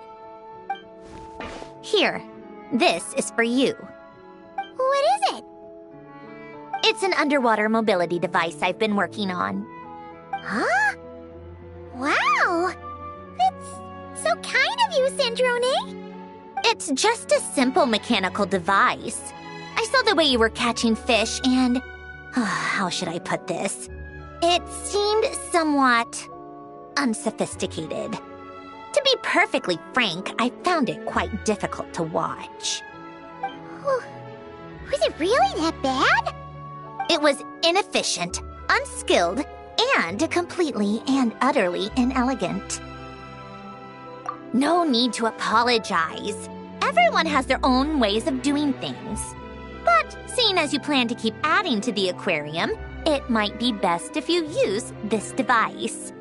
The waters of Fontaine are home to more than just harmless ornamental fish.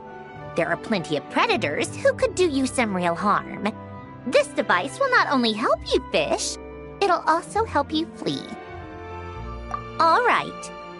Oh, and if you're going for a swim, go now. And don't forget to tell me what you think of the device. I can always make more adjustments if you have any feedback.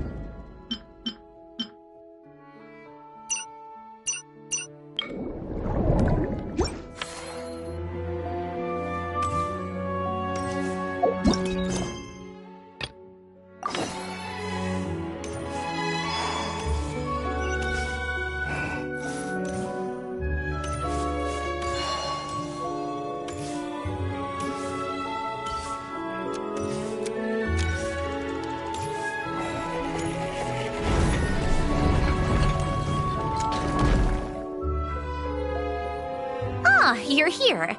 We should get going then. Xavier and the others should be filming soon. How's it going? Have you managed to figure out the location of your home yet? I've narrowed down a few potential locations. We just need to take a sample from each one.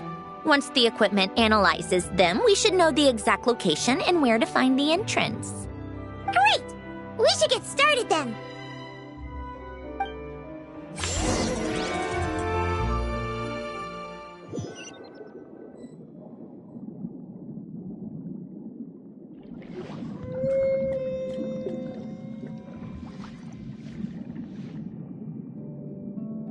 All right, let's get a move on. That should do it. Let's head back. The filming should be just about done. We made good time. We might even know the location by the end of the day. You sound pretty happy about that. Do I?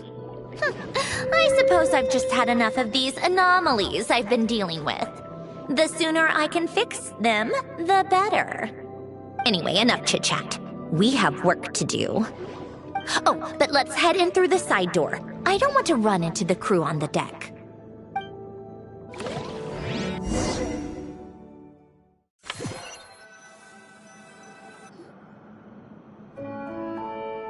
All right, now we just need to wait for the results. Since we have some time to kill, I suppose I might as well see how this aquarium of yours is coming along. You seemed quite enthusiastic about it, after all. It's really coming together!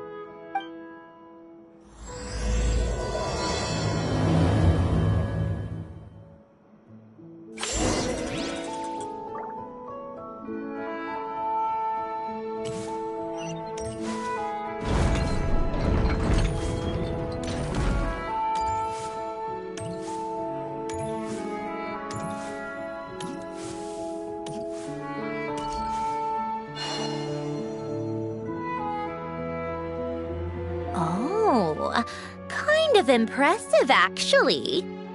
These must be the ones we caught the first time we went underwater. Like it? It's fine, I guess. Nothing special. Come on! It sounded like you really liked it just now. You're that proud of it? Is this a sense of accomplishment or something? Well, yeah. And it's pretty. You know it's gonna be gone soon, though, right? What do you mean? After the festival, this ship will be returned to the fortress of Meropide, and this aquarium will be no more. So? So, no matter how much work you put into this place, once the festival is over, it's all just going to disappear. But not making the most of it when we have the chance is an even bigger waste! But if you know it's all going to be gone one day, why even bother? Well, Because you still get to keep the things you gain along the way. And those are things that can never be replaced. Doesn't that make losing them even harder? Well, if you put it like that. But the happy memories we make along the way last forever. You just have to take a more glass-half-full perspective.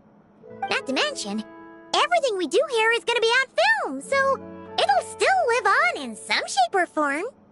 And when you look back on it, only happy memories will come to mind? Exactly! So it's about finding joy in the process itself.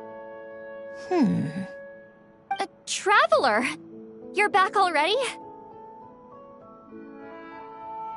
What's wrong with that? You say that like it's terrible news or something. How did you get here? I didn't see you on the deck.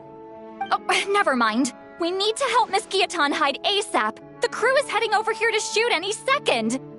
What? They should be done by now. There was a mishap earlier that cost them some time. I was waiting on deck so I could warn you the minute you showed up. Anyway, you should head back to the captain's cabin right away. They're gonna be here any minute now. Finally! That's a wrap for the scenes on the deck. Wouldn't have taken half as long if the wind hadn't snapped our equipment in two. Uh-oh! Too late! Change of plans then. You'll just have to hide. Hide? And where exactly am I supposed to do that? Oh, there's a box over there! You can get in that! Huh? You expect me to... Do I need my makeup done for the next scene too? For the love of... Let me see. Maybe just a quick touch-up. Huh? Traveler and Paimon? What are you doing here? I thought you took the day off to take care of something. Huh? Oh, well, it didn't take as long as we were expecting, so we came back early. What about you guys? You're still not done shooting for the day? No. We ran into an issue that, set us back. It meant Miss Charlotte's crew wasn't able to wrap either. We both still have scenes to shoot in this aquarium. Oh, that's not ideal. For several reasons. Let us help then. The sooner we wrap, the sooner everyone can get some rest. All right. Thanks, you two. Miss Charlotte's crew can go first then. If I'm not mistaken, you still have a night shoot later. Thanks, Director Farina! Of course. Fellow artists should help each other out where we can. Agreed. Well then, camera, lights, get set up. Actors, give your lines a quick once-over. Let's try to get this in one take.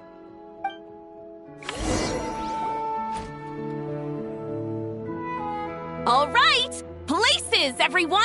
And 3, 2, 1, action! So, the story ends like this. But when Duke Saint Germanus departed, he clearly said that everything was beyond redemption. Huh? That sounds familiar. Wait, it's from that novel I came across while researching the numerological array. He's only a genius when it comes to mechanics, and everything else, he's just an ordinary person. Shh. Huh? What was that noise? Whatever, I'll just fix it in post. Mr. Koba, please don't speak as if I were the accomplice. Not so hard. This box isn't sturdy enough for that. This is why I keep saying, don't put too much trust in Clockwork Mecha. Unlike humans, machines don't have a heart. A heart? That's right. It's what's on the inside. It's also referred to as someone's soul, or likened to free will. You can think of it as a person's core, what makes them unique. In general, though, people don't believe machines are capable of having a soul. You said my emotion module was faultless. It is, but that's not quite the same thing. Do you think I have one then? A heart? I don't think so. I know so. The question is, do you recognize it within yourself? That's where you're wrong. I can't believe this. Forcing me to hide in a box and listen to this drivel. Me. In the end, clocks tick through tranquil years. Fish swim in crystalline springs. No matter how grand a dream is, it will fade away like this. Forlorn. Wordless. silent. And cut! That was a long one. What did you think? If she makes them do another take, I'm going to flip a lid. And not just the one to this box. Oh, there were some weird audio things going on, but acting-wise, it was great! It's a keeper! Perfect! That means... I can get out of this box. It's our turn. Camera operator, set up for the next scene.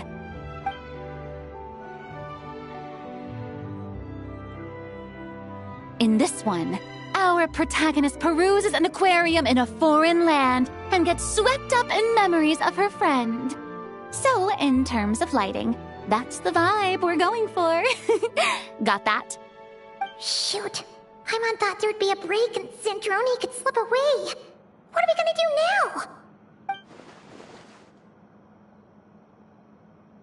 Break a leg!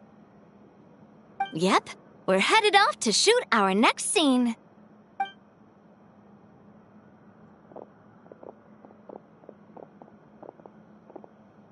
All right, quiet on set. We're about to start rolling. Ready, Miss Columbina? Miss Columbina? I think she would like this. Quick, we should roll on this. It doesn't forage with the others, or prey upon its smaller kin. Instead, it remains where it is, cradled in the coral's quiet beauty, as though the raging cyclones above are of no consequence. And yet, she still stood before the cyclone in the end. So I think that story has it wrong.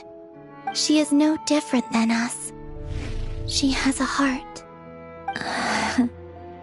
Columbina.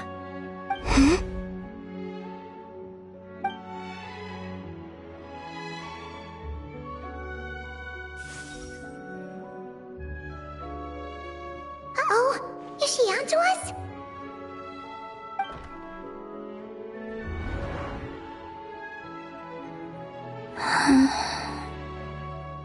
What is she doing? Cut! You okay, Columbina?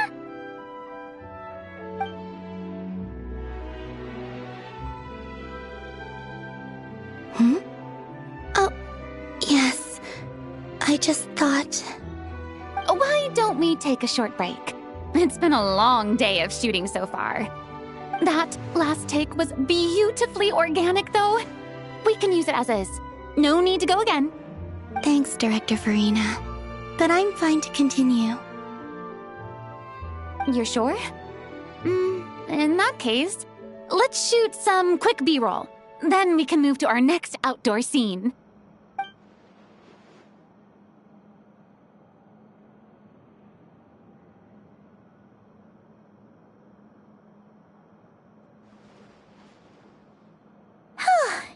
We're in the clear this time.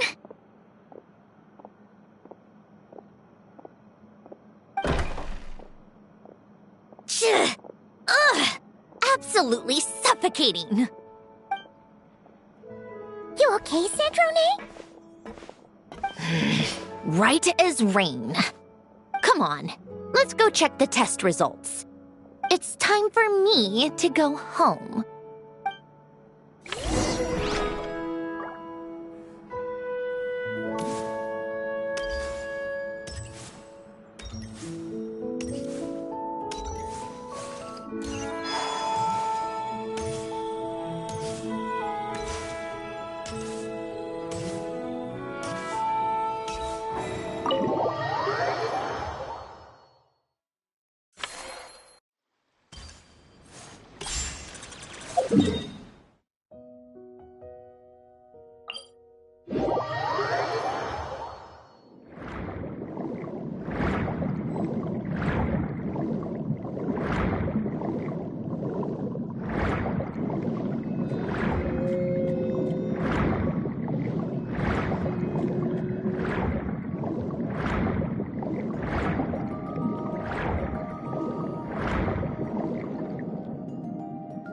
All right, it should be around here.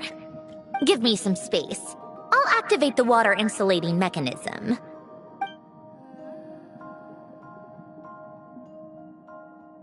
The what? Hélène, much like Renee, had long predicted that the water levels in Fontaine would rise. Thanks to his expertise in mechanics, he was able to implement a few simple measures to protect our home from flooding. I told him there was no need, that I would just move when the water rose too high.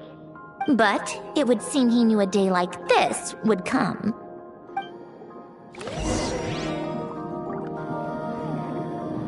All right, the silt has been cleared away.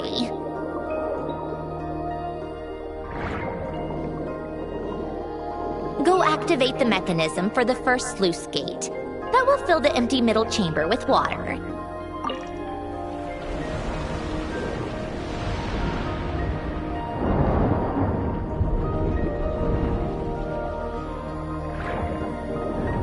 All right, now turn on the drainage mechanism in front of the second sluice gate, and this chamber will become empty once again.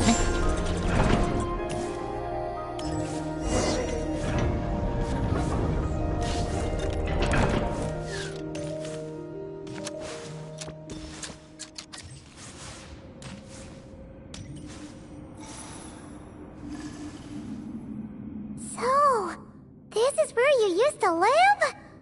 It's beautiful! There's even a garden! Back when I lived here, it was my job to tend to the potted plants and flower beds. Still growing strong even after all this time. Who would have thought? If the weather was nice, I would take Hélène out in his wheelchair and we would go for a walk.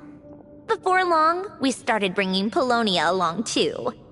Come to think of it, I was the only one who could get around easily back then. Polonia always got stuck at some point, and it was up to me to launch a rescue mission. Happy. I suppose they were. Uneventful, but pleasant. Repetitive, but peaceful. It was like living in a world where time didn't exist. Of course, that was all just an illusion. Death still awaits all of us at the end. Oh. All right, enough standing around. Let's head inside.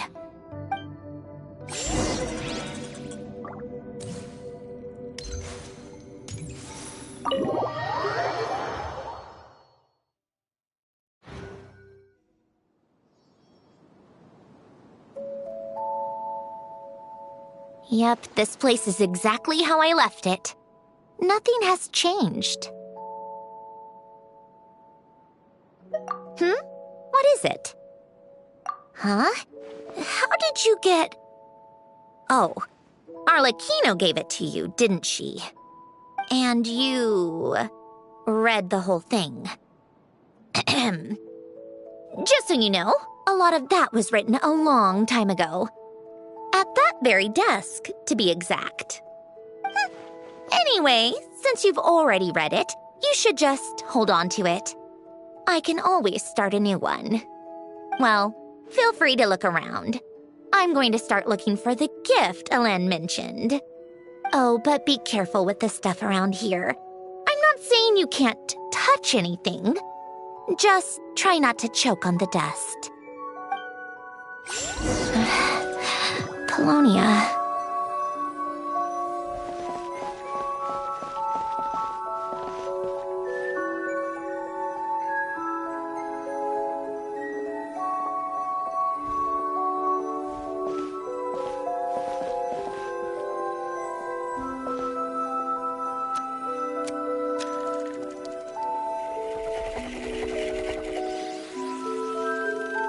Coffee.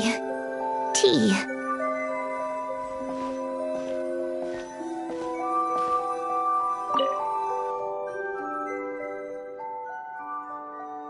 Oh, these are some of Hélène's drafts from his later years. Just casual doodles, really. And these are just some unimportant letters. I couldn't be bothered to sort through them before I left.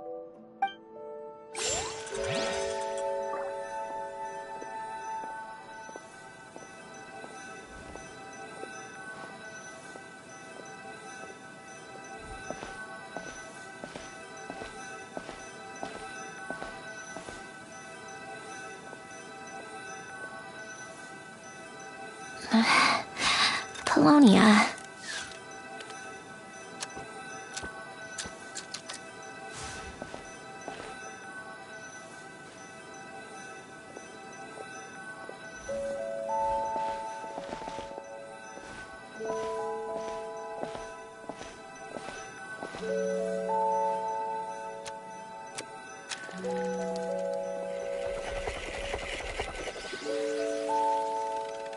A warm hearth.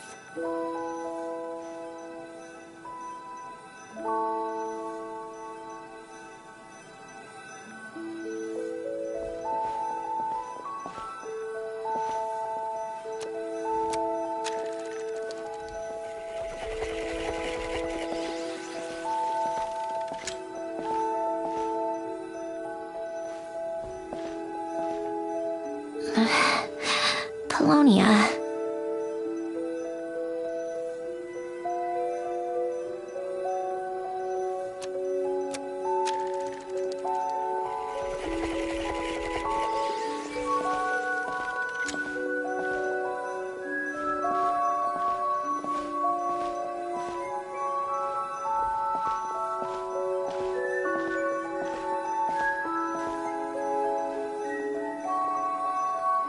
Old notes.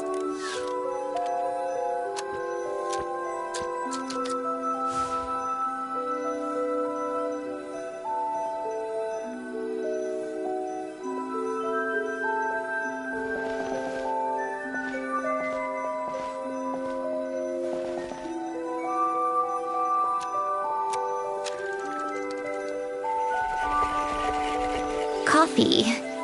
Tea.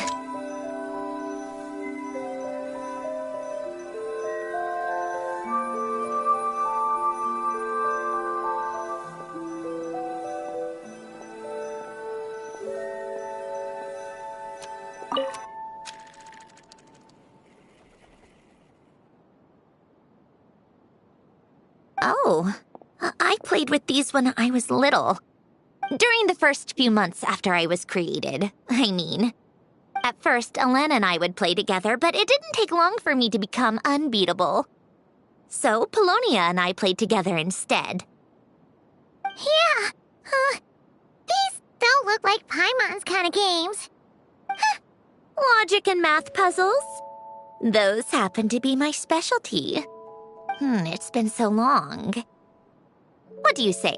Should we play a few rounds? Let's go with this one. The gears on the left are stacked from largest to smallest. The goal is to move them to the other side in the fewest number of moves. Just remember, you can't stack a bigger gear on top of a smaller one.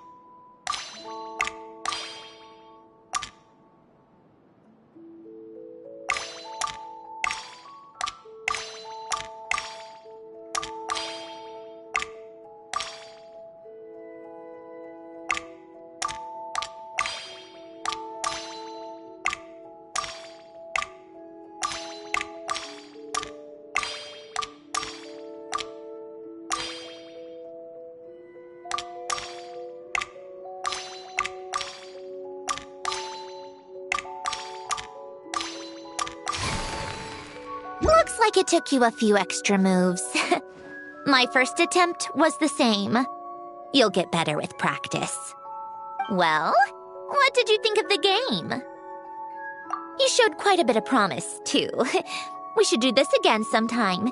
There are other puzzles we could try.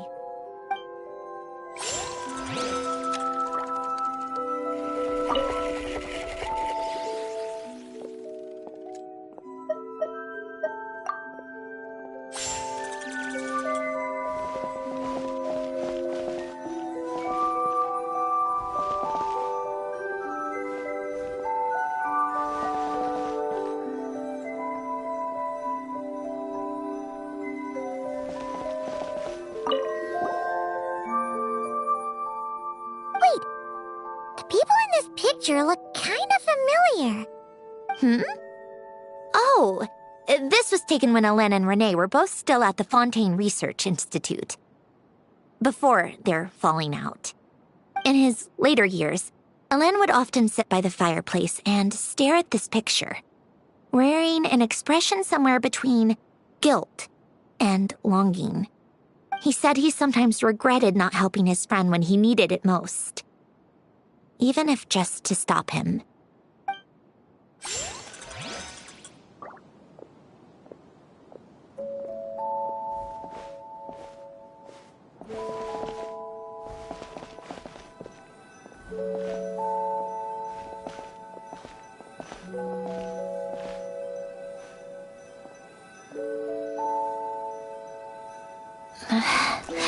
Polonia.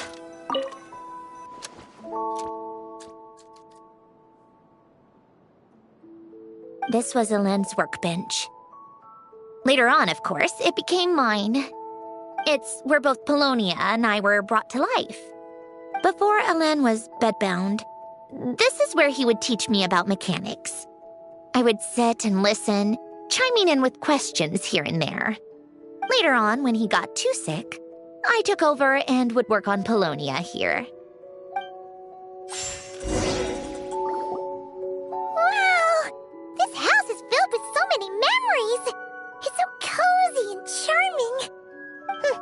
You should have seen it in its prime, when people actually lived here. A lit fireplace, a steaming cup of coffee. That's the real deal. You know, we also used to have a mechanical piano that Hélène built. Ooh, how chic! Hélène never played it much. He probably wasn't able to at that point. But I managed to teach myself. Music theory is essentially math, after all. Once you learn the patterns, it's not really that difficult. I loved perusing Hélène's collection of classical music. The chords and harmonies felt like individual mathematical puzzles. It was fascinating, so I did some composing as well. But as Hélène continued to deteriorate, even the sound of music began to grate on his nerves. So I got rid of the piano. Aww. Back then, I assumed a piano was like an ordinary clothing rack, commonplace in every home and easily replaceable. It was only after I left that I realized how hard a good piano is to find. Enough about that. Hélène's gift should be just in here. The only things undisturbed before I left were a few of his personal belongings.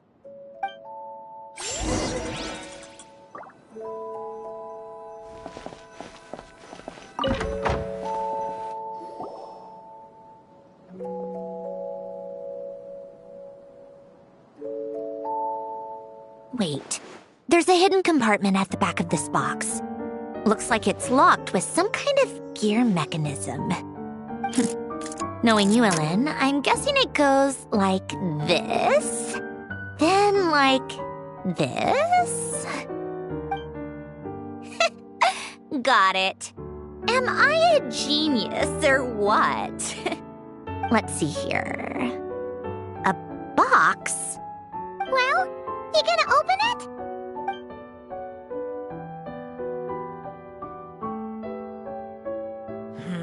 It's heavier than I was expecting. Just how much stuff is in here?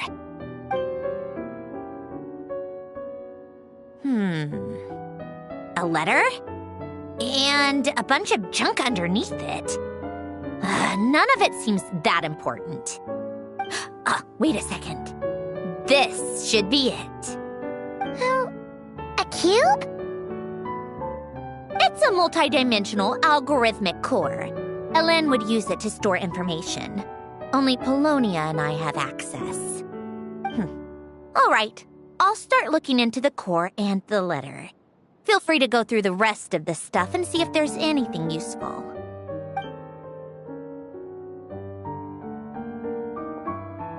Okay. Hold on. There's another picture in here. This one has writing on the back. A snapshot of you playing among the plants shortly after you were born. You seem to like these flowers a lot. May you grow and flourish just as they do. Huh? Wow! Look how happy you are in this picture. You've changed a lot since then, huh? What's that supposed to mean? Just that you come off kind of aggressive sometimes. Or, annoyed at everyone around you. Well then, people should stop being so annoying. It's not like I'm the one with the problem. Of course not. Oh, here's something else. Looks like a piece of paper torn out from somewhere. Today, I solved another math puzzle and made a breakthrough on a construction problem the Institute has been stuck on for years. Am I a genius or what? No, wait, that's From now on, I should have people address me as Her Highness the Clockwork Princess, Unraveler of all reason. Nope. No more of that. I thought I tore this page out. You wrote this? Then how did it get... Wait, there's more writing at the bottom. You seem to have developed a distaste for this particular entry, considering I found it in the trash. I'm sorry, but I could not help but hold on to it. Forgive me. Lynn! Don't be embarrassed. Everyone goes through a phase like that. Nonsense. I wasn't even the one who wrote that. It must have been Polonia.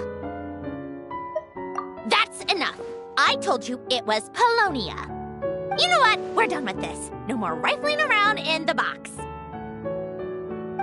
Just put it down and let me read the letter.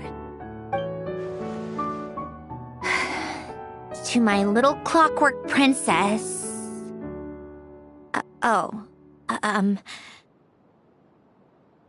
Not another word. Got that? If you're reading this. You've most likely received the gift I left for you. I just hope you didn't stumble across all this while cleaning out my effects or something trivial like that. I once asked if there was something you wished for. Do you remember that? I wonder if time has changed your answer. Regardless, I have another gift. A formula that will allow you to come face to face with the anomaly inside of you. If you even still call her that. Why this gift? To understand that, allow me to wax poetic on the soul once again. I would ask you to stick with me until the end, but I know you will. You always have. I believe a person should be born twice over in their lifetime. First, there's the birth that grants us life. Then, the birth of the soul. It's a matter of transforming the life bestowed upon us into the life we choose for ourselves. And to do that, we must look inward. We must make a conscious choice to define the meaning of our life instead of allowing the happenstance of our existence to pass us by. This is the process of recognizing the soul that lives within us. You are my proudest masterpiece. I told you that long ago, But to me, you have never been a creation or a machine. To me, you're just like the rest of us. You have a heart. In fact, some theories think of the human brain as nothing more than a machine, and thought the product of its computations. So you see, perhaps we're not so different after all. Your inner machinery is just far more advanced than most. No matter how one looks at it, the heart is a complex thing, a place where logic and reason collide with our emotions.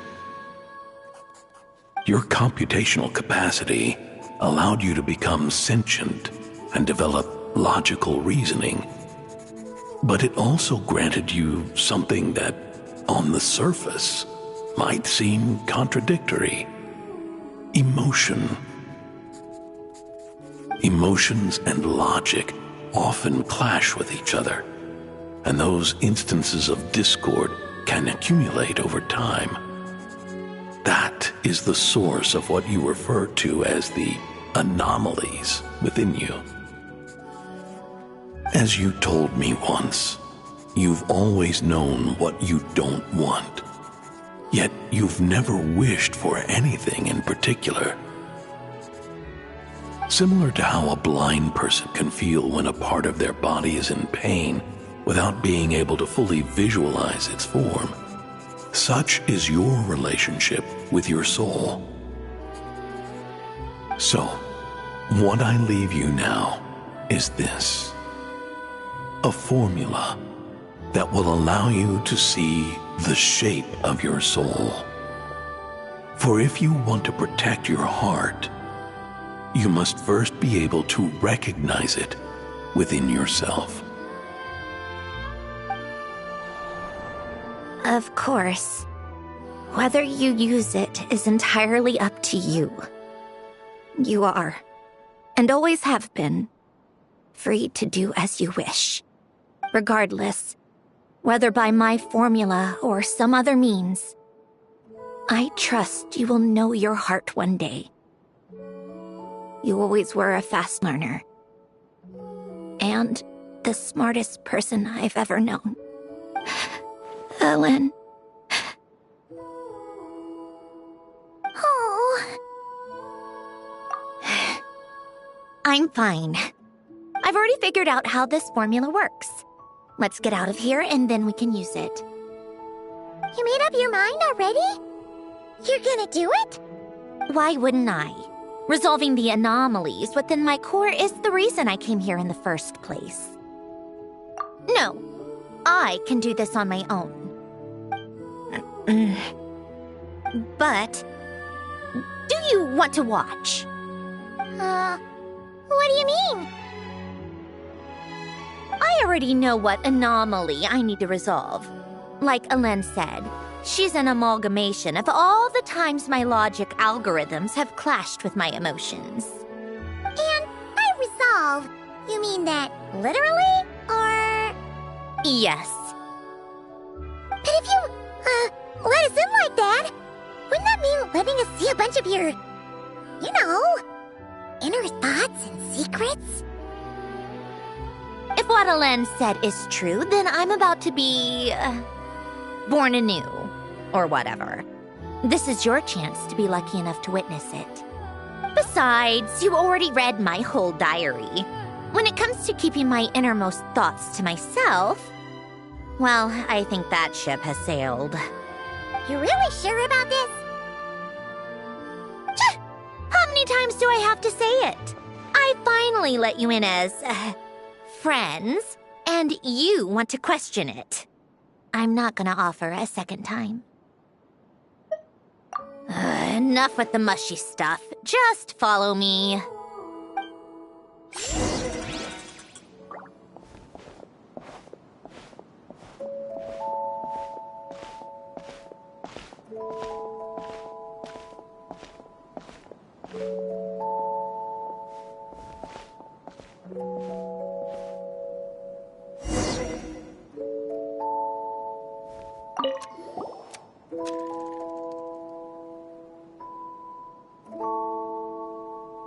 Right. With the numerological array, I can construct a simple formula that will allow you to experience what I see and hear in real time.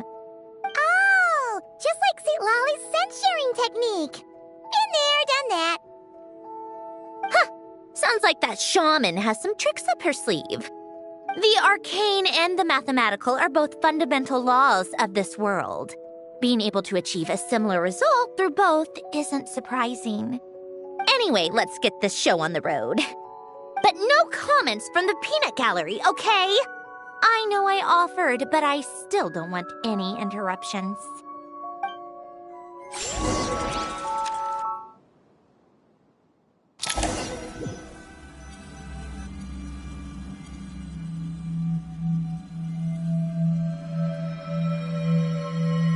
Is this my heart?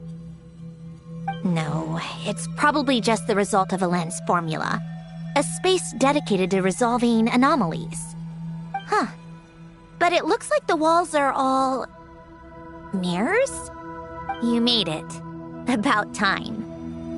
Is that me? From the past? You just spoke of anomalies. Well, here I am. What happens when emotion contradicts reason? Shall we sit down and talk?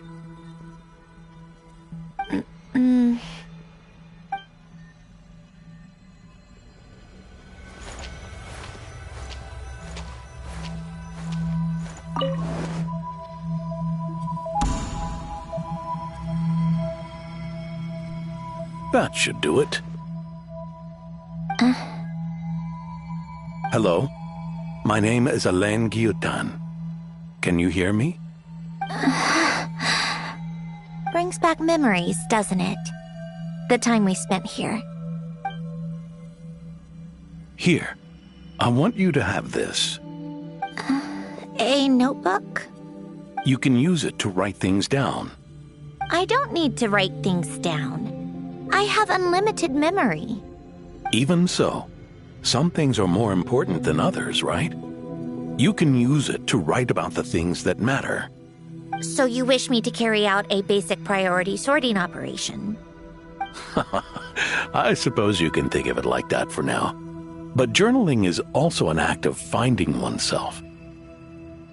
Much like we use wooden stakes to guide a plant to grow in a certain manner, what we choose to write down gives the soul much-needed direction.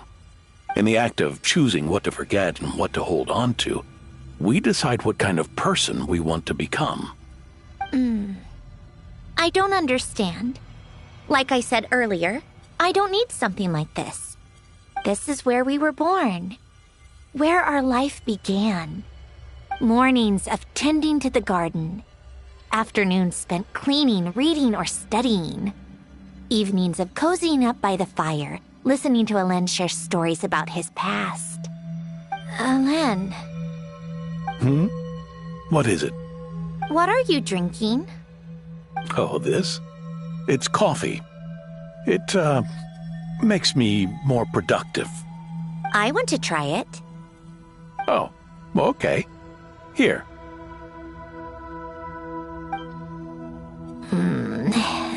Bitter.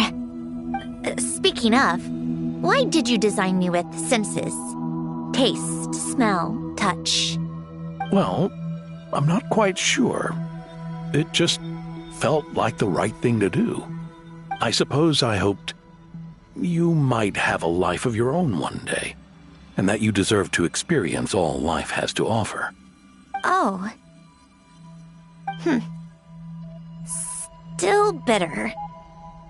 But the smell is nice. I thought those peaceful days would go on forever. You know that's not possible. Maybe. But how was I supposed to know the end was just around the corner? That was just bad luck. Was it? Well, it certainly became a pattern, now didn't it?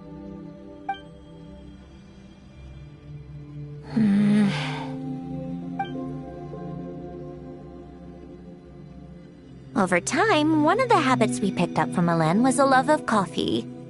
We even took to hosting tea parties. A machine acting like a human. Kind of laughable, right? I suppose that's just what I'm used to. Yeah, that's just what we're used to. Hey, this place isn't half bad. Great spot for a party.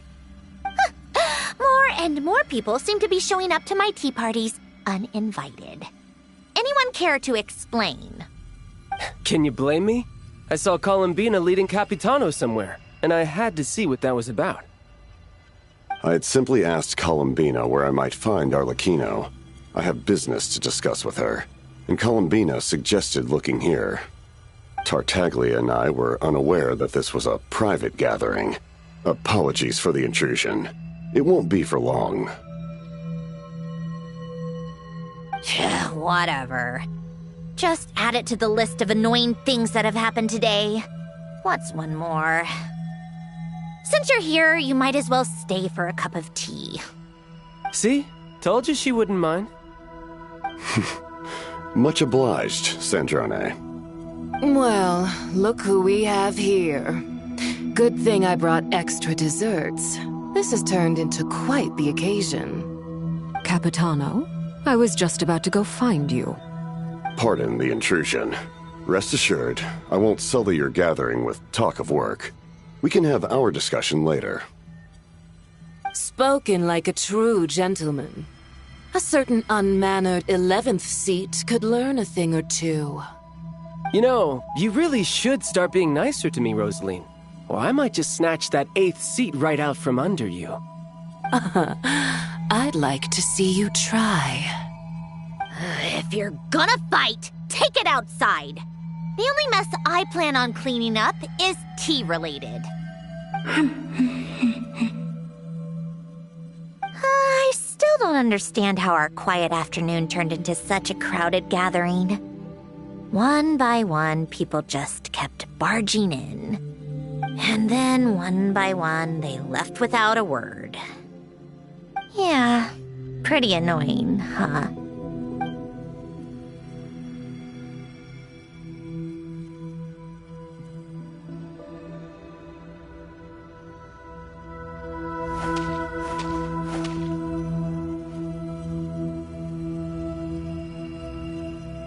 Of all my days with the Fatui, the times I spent with you, Arlecchino, and Rosaline, they were my favorite. Goodbye, Sandrone.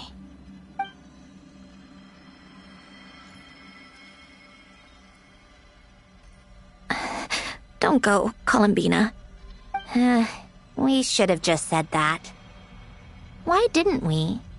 If we had, would the story have had a different ending? She couldn't stay. There was no future for her here. She would have just faded away. You're right. I suppose that's why you call me an anomaly. Every time you make a decision, there's a voice inside your heart. My voice, asking to contradict all logic and reason. Why didn't we make her stay? Is it worse to fight for something just to lose it? Or not to have fought at all? Don't you find it unfair? One by one, we keep losing the things we care about the most. But in the end, whether I want to fight for something or cry over all we've lost, you just push it down and pretend not to hear.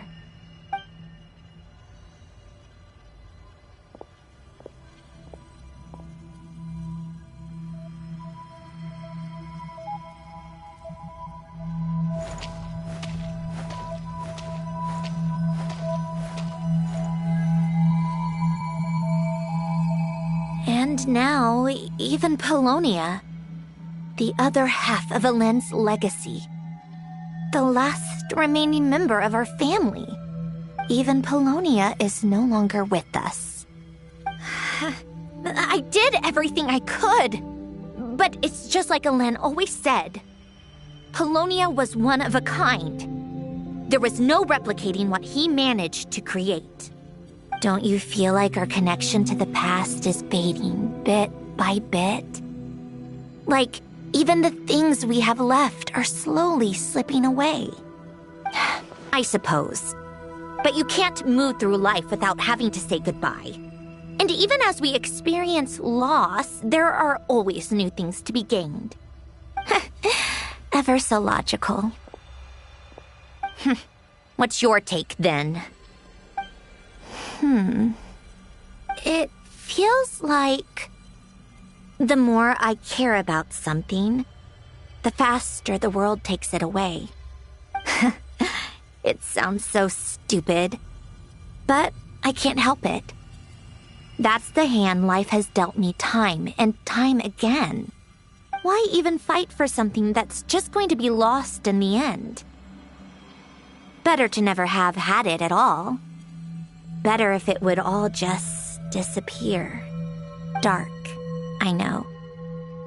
But the heart wants what it wants. Maybe the stellar linchpin appeared because of me. Because of what I wish for. I don't think so. Yeah, probably not. What an anomaly wants goes against all logic and reason after all. Well, go ahead and do what you came for. You're here to resolve the anomaly, aren't you?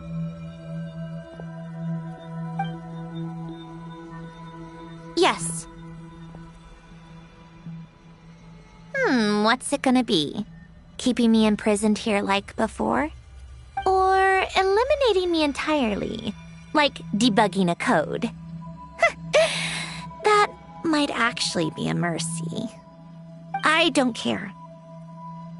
I just don't want to experience the pain of loss ever again. Go ahead. I'm ready.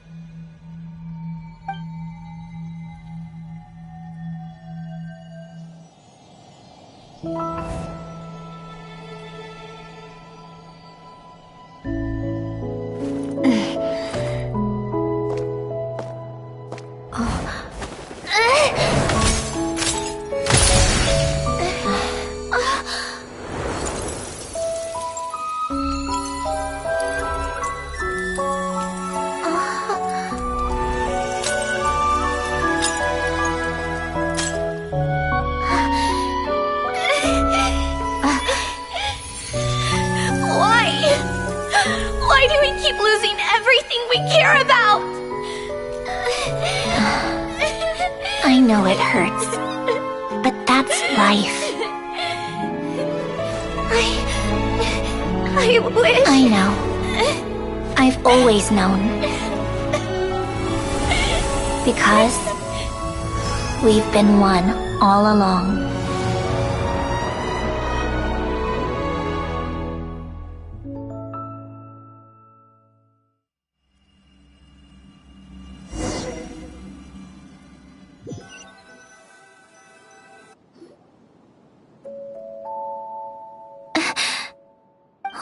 Sandrone? I'm fine. It's okay to cry, you know. Cry? You've gotta be kidding me. Save the comforting for someone who needs it, Paimon. The emotional side of my core algorithm. My emotion module has always been fully developed and operational. Ellen tried to tell me that too. I've just chosen to ignore her voice all this time. I suppose. Come to think of it, it's kind of like the aquarium on the ship. The aquarium? The old me took one look at it and saw something I would inevitably lose. So I stopped putting in the effort. Then, one by one, the fish all swam away, and the place became even more bleak and depressing. Pretty pathetic, right? Don't say that. A lot of people would feel the same. It just shows how much you care about what you have. Now? After seeing what you've done with the aquarium, I have to admit, I think it's beautiful. It's like you said, we get to keep the things we gain along the way. And those are things that can never be replaced. Because we choose to hold them in our hearts. Well said! Besides, I've already died once. I'd be stupid not to make the most of this second chance. Right! Earlier you, or your inner self, mentioned something about her wish. What was it? You think that's something you can just ask, and I'll tell you. Think again. I may have accepted my emotional self, but I'm not about to go all soft and mushy on the inside and pour my heart out. That said, taking a step in the right direction couldn't hurt. Starting with cleaning some old aquarium tanks of my own. Huh? Metaphorically speaking, I mean. Come on, let's head back to the ship. I need to talk to that shaman.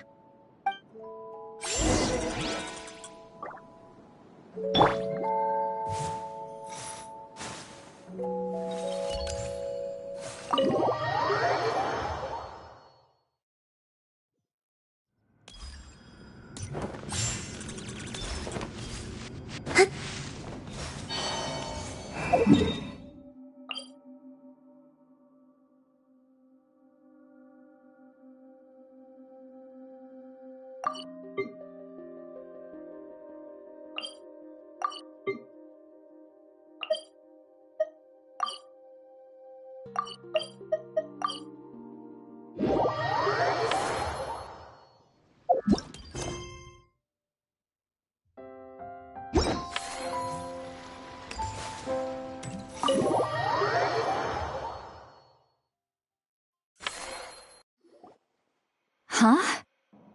Resentful lost souls? You couldn't get comfortable sleeping near the Opera Epicles, right? Well, I bet that's why. The Fountain of Lucine is where all the water in Fontaine gathers. So that's where the emotions within the water converge as well. Hold on. If it's souls we're dealing with, feeling uncomfortable should have been just the beginning. I should have been able to hear their voices or something. And under normal circumstances, I'm sure someone of your talents would have. The problem is, these souls are no longer complete. Remind me how they ended up like that again? You mentioned something about them being split apart? Yes, it's called soul severing. Renee of the Nartsitzenkreuz Ordo came up with it. After learning of Fontaine's impending doom, Renee thought if he could find a means for the soul to live on in perpetuity, it might ensure the world's salvation. Soul severing was the first step of his research. Unfortunately, his theory of the four orthants was imperfect at the time, and a failure along the way caused his physical form to dissipate. Jakob, another member of the Nartsitzenkreuz Ordo, sought to carry on Renee's legacy and restore his physical form. He even used some of the people who stood in his way as test subjects for his research. By severing their souls? Yes. After Renee successfully awakened, the two continued their research, and all the severed souls ended up merging into Renee's consciousness. After you saved Fontaine by turning Fontainians into true humans, these souls returned to the ley lines. But the souls severed before Renee awakened had nowhere to go, doomed to forever wander the waters of Fontaine as listless spirits. Almost as if they exist outside the bounds of this world. Unrecognized by the ley lines or fate. No wonder I couldn't sense them.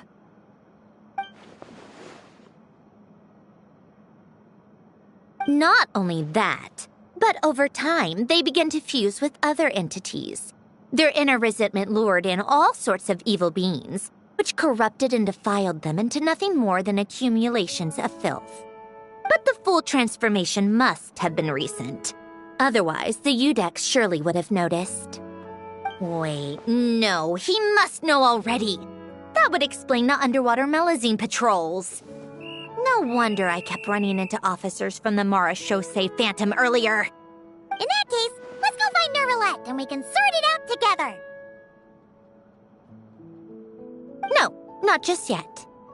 Why not? For one, the diplomatic castle alone would be a nightmare. Even though I haven't reported back to Snezhnaya yet, I'm not planning to leave the Fatui anytime soon. Besides, with me here, success is a done deal. Involving other people would just complicate things. All I need is for Miss Citlali to help pinpoint the location of this monstrosity. Think you can do it? With my eyes closed. This is what I do. I'm a lot better at it than manning a desk, at least. But, how exactly do you plan on resolving this soul stuff? Even to me, there's no obvious answer. Seems pretty complicated, all things considered. Just trust me. I have the perfect solution. Oh, all right. If you're that confident, we'll follow your lead. Why the sudden interest in helping Fontaine with this, Sandrone? You never knew Renee and the others, right? No, I didn't. And you're right. This problem has nothing to do with me. I wouldn't get within 10 feet of the Nartsitzenkreuz Ordo or its members. But in his later years, Elen told me he regretted not helping his best friend when he needed it the most. He also felt sorry towards Marianne for being too lost in his mechanical research to look after her properly. If he were still with us, I think he'd do the same. He might have a few choice words to say about it, but even after everything, he wouldn't leave his friend's mess for someone else to clean up. Friends shouldn't hold grudges or leave behind regrets. Fixing what happened between him and Renee was one of his greatest wishes. All I'm doing is fulfilling it in his stead. You know, you really do seem a little different now. You mean everything that just happened wasn't for nothing? Why, thank you for pointing out the obvious, Paimon. Just washing off the grime of the past.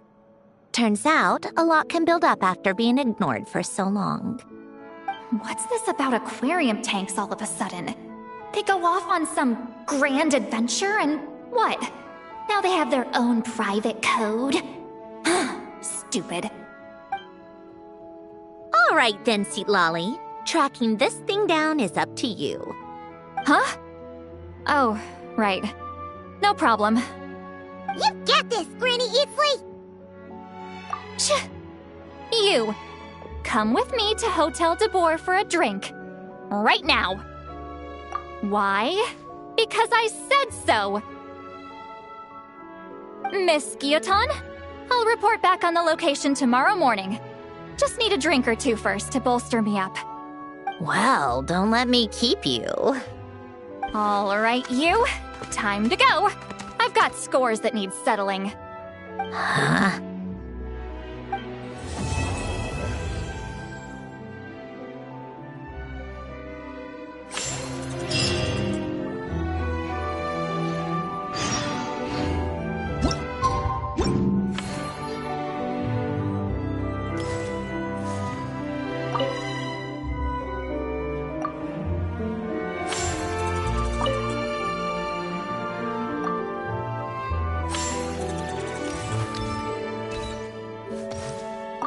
Listless, abandoned souls. An accumulation of resentment and filth.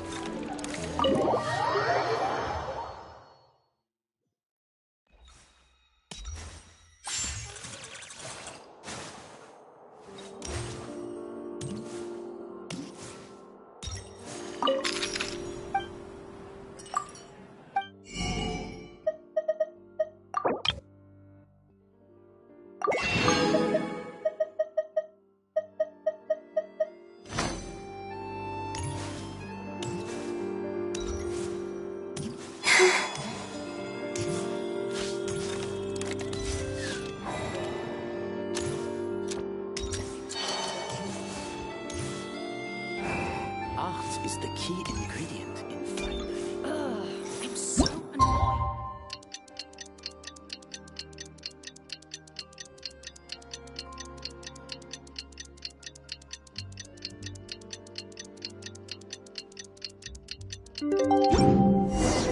Time to meet up with Sandrone! Wonder if St. Lolly was able to pinpoint the location. Well, we should know soon. Let's just hope it all works out.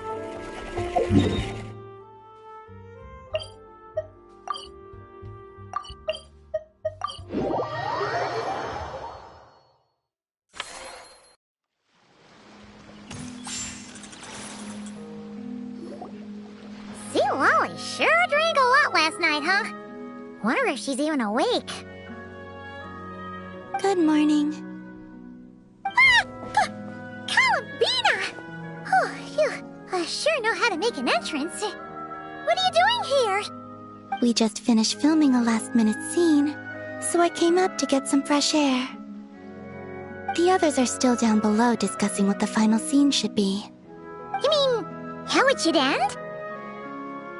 Yes, they're torn between whether the heroine should reunite with her old friend or not. Ah, because the whole point is that she came to her friend's homeland to search for her, right? Oh, Paimon almost forgot the plot! Yes. Director Farina and Miss Chiori think a tragic ending where the two never meet would be more poignant.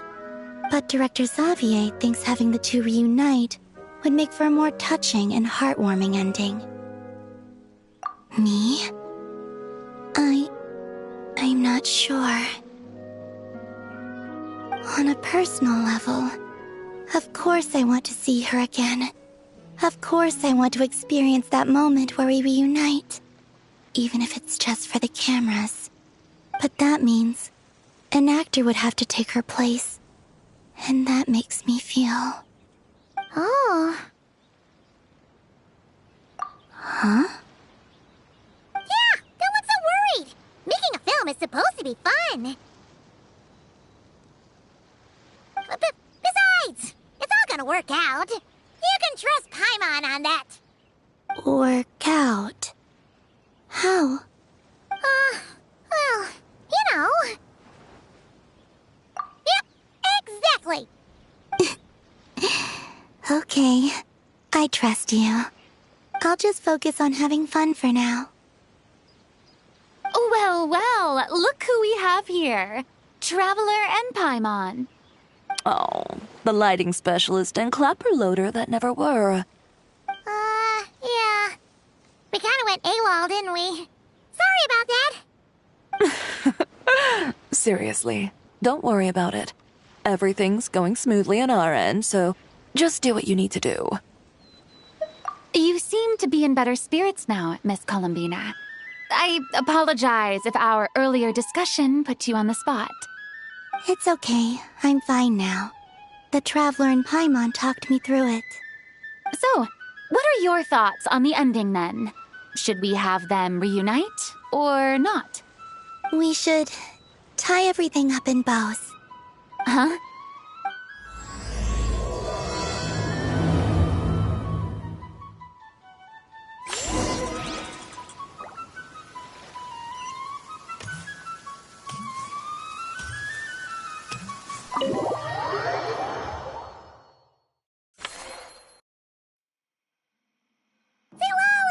We're here!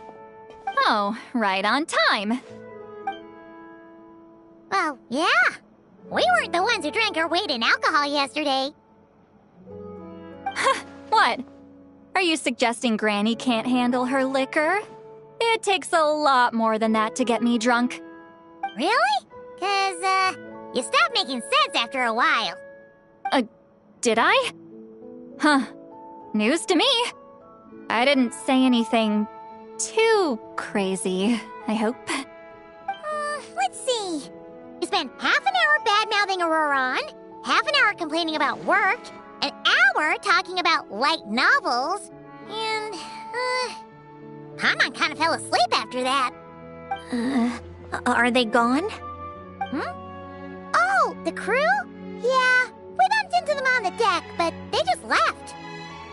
Wait, but now that everything with your core is sorted out, what's stopping you from seeing Columbina? She misses you a lot. I just want to deal with this mess first. Besides, this is a perfect chance to make her jump for once. I have to plan it out more. But enough about that. Were you able to pinpoint the location of our target? Of course! When Granny Eatsley promises something, she delivers. Great, let's see. Morte region. Wait, this is the Tower of Gestalt. The place the souls were severed. Is that the source of the resentment? Or is it the Narcissenkreuz Ordo in general? Let me come with. This thing's movement isn't fixed. If it's not at this location when we get there, I can use a ritual to summon it. You've already gone to more than enough trouble. I don't mind. These old bones have nothing better to do anyway. Summoning a spirit isn't going to do me in. Besides, if I don't go, they'll just have more inside jokes I can't join in on. All right then. I appreciate it. There's no time to lose. Let's head out!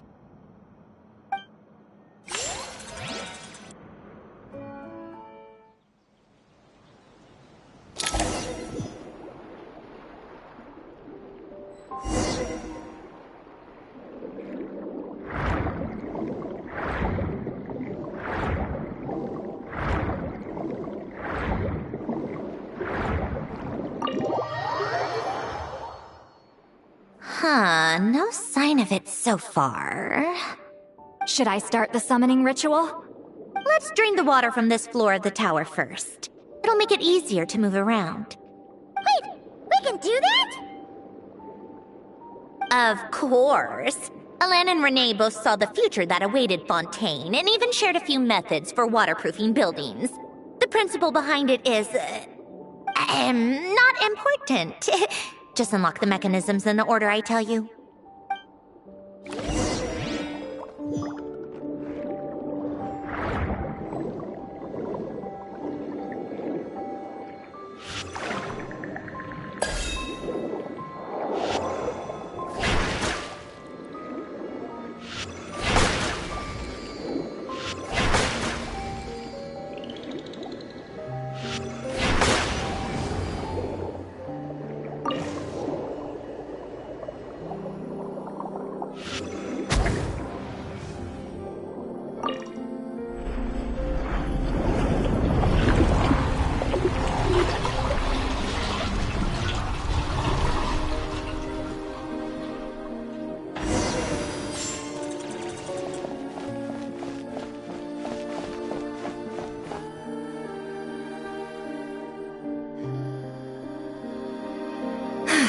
Ready?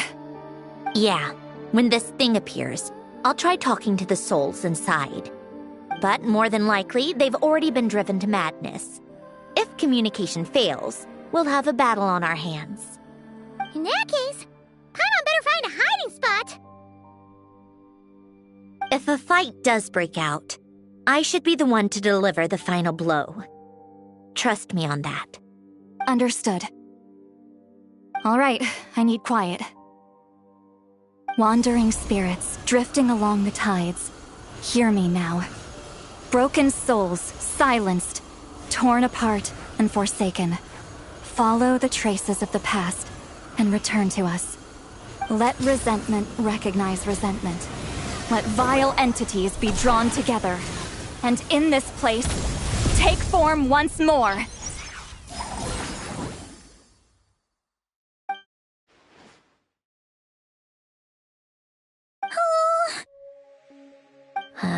What now? Is that it?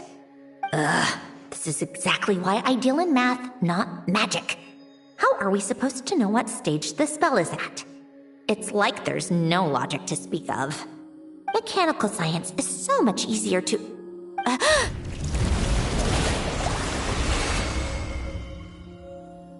Watch out!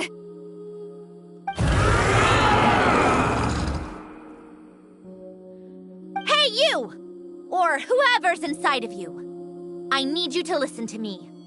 I'm a descendant of Fontaine's Lord Artificer, Alain Guillotin. I can make you whole again and return you to the ley lines. You just need to work with me here.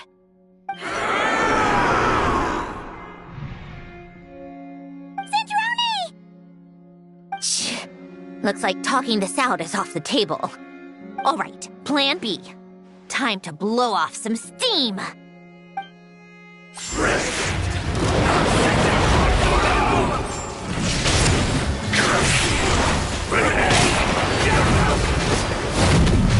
You're cursing out the wrong person! I didn't even know them!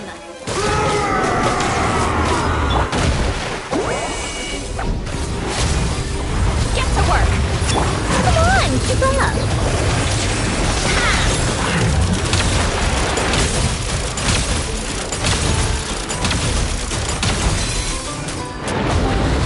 Let's test my hypothesis.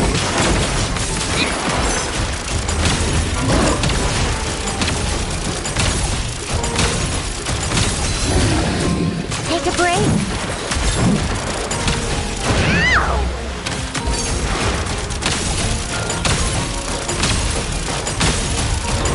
How tiresome.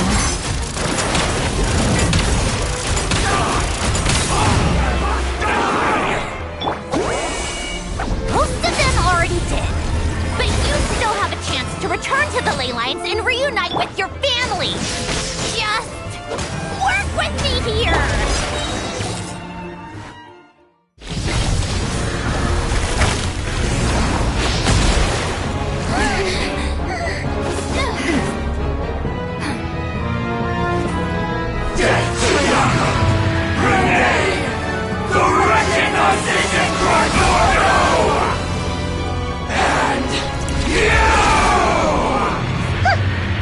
I told you I'm not like them.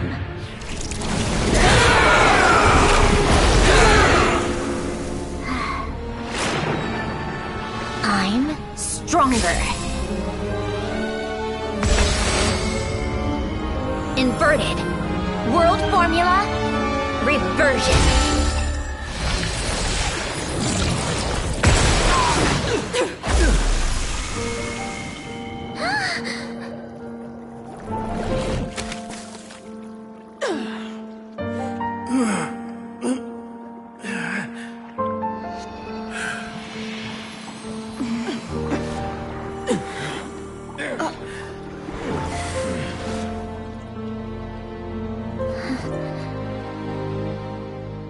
Be at peace among the tides. Lost souls.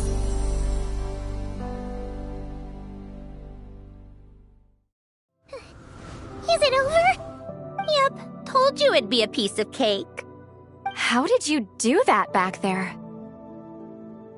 That creature was nothing special. Add a bunch of souls with nowhere to go, a touch of malicious energy, a few impurities, and a whole lot of resentment. And that's what you get. All I did was separate the original souls from the rest of the filth, allowing them to be accepted by the current rules of the world. The principle behind the world formula is divergence. Starting from a point of origin, it deconstructs and reconstructs the possibilities of the world to find certain answers. So, it would follow that reverse calculating the world formula allows us to achieve convergence and restoration instead. Using a numerological array, I was able to do just that. It's similar to the concept of homological reduction in mathematics. I reduced them to the basic fundamental essence of their being without changing their underlying nature. That meant... never mind. Judging by all the blank stares, I'm guessing you don't actually care. I think I finally understand how Outlanders feel when I ramble on about shaman stuff. Point is, it was super impressive! You really are amazing, Sandrone! You're just realizing that now?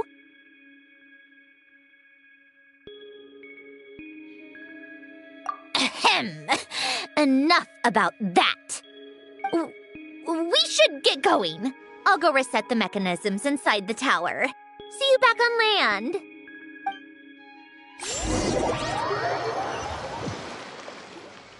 Well, that's one old mess for the books. glad to have that over and done with. Feels nice to do a good deed every once in a while. You helped everyone out a bunch and not cry, too. Kinda seems like you're just a good person at heart. I wouldn't be so sure. I'll be heading back to the Fatui soon enough. You two are too trusting sometimes. Fine. Just don't say I didn't warn you when it comes back to bite you. Well, where to next? Back to the ship? Yeah, your personal business, the Narcitsan thing, it's all resolved. That means you can see the people that need seeing now, right, Sandrone? Everyone's gonna be so happy you're back!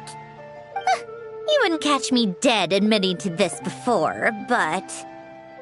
yeah, I really have missed everyone. Columbina's a special case, though.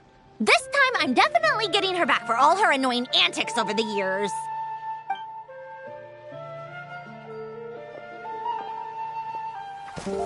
She'll sense me coming from a mile off. How am I gonna...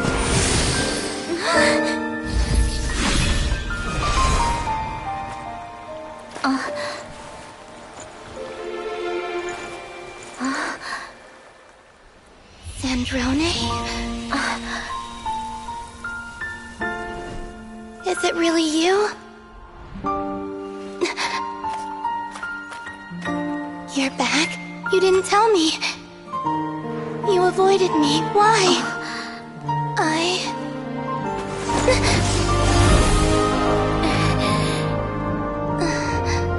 Sandrone?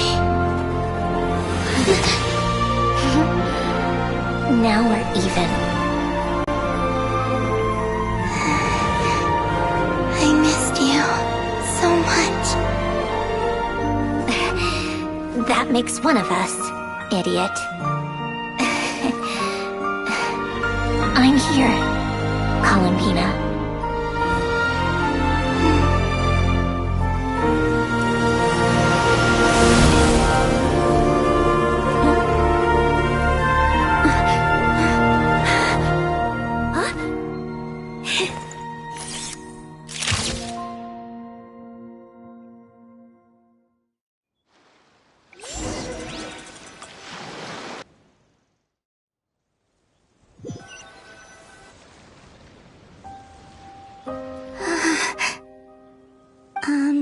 Sandrone.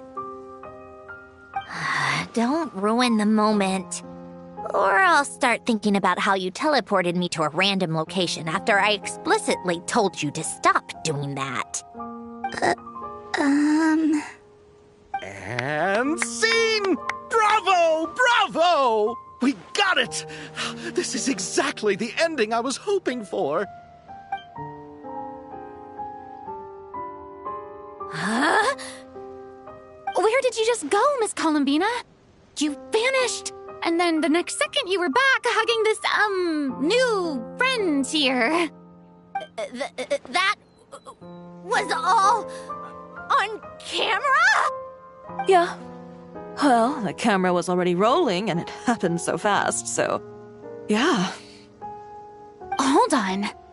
This must be... Yep, my best friend. The one I was looking for. I never thought I'd actually get to see her again. I'm just... so happy. Plus, the film got a happy ending too. It's all thanks to you, Sandrone. Sandrone? You couldn't stop being annoying for 1 second? Columbina!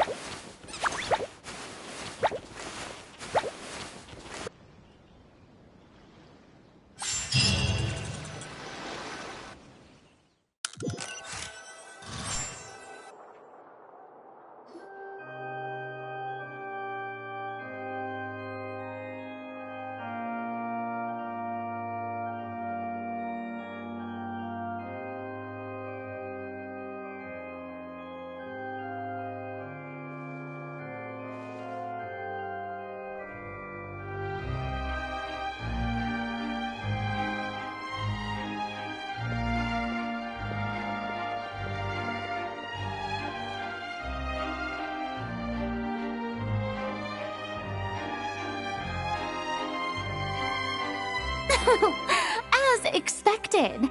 Going to the opera house is the true way to enjoy a film. You get to see the audience's reaction in real time, too.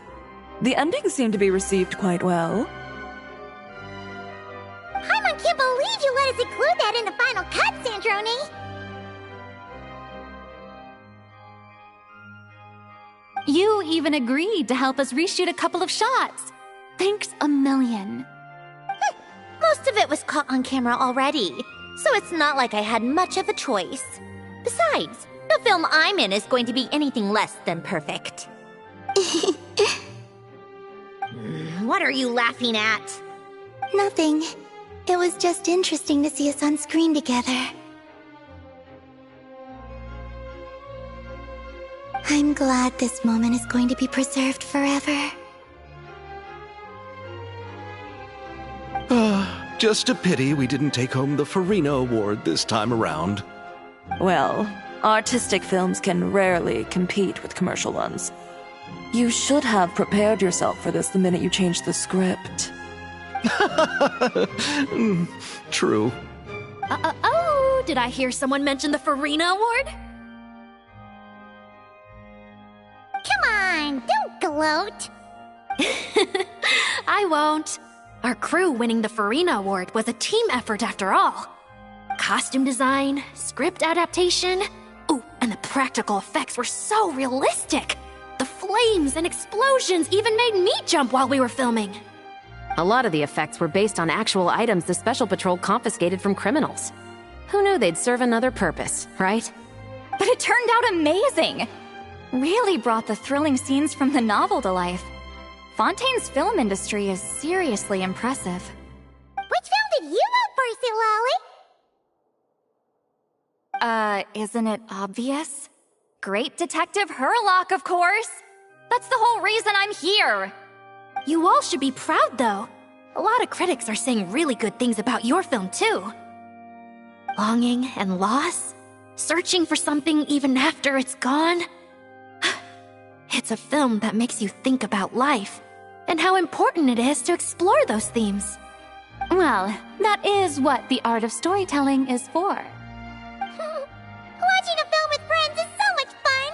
There's so much to talk about! Ooh, let's throw a celebration later then! We're all old friends! Oh, we could find a place and chat to our heart's content! How about the Wingalette? That's perfect! Friends and family are more than welcome too. So if you want to bring people, don't be shy. You all can head over first and make yourselves at home. I'll bring over some refreshments in a bit. I just have one more stop to make first. Can I come? Fine. Not like you'd listen if I tried to stop you.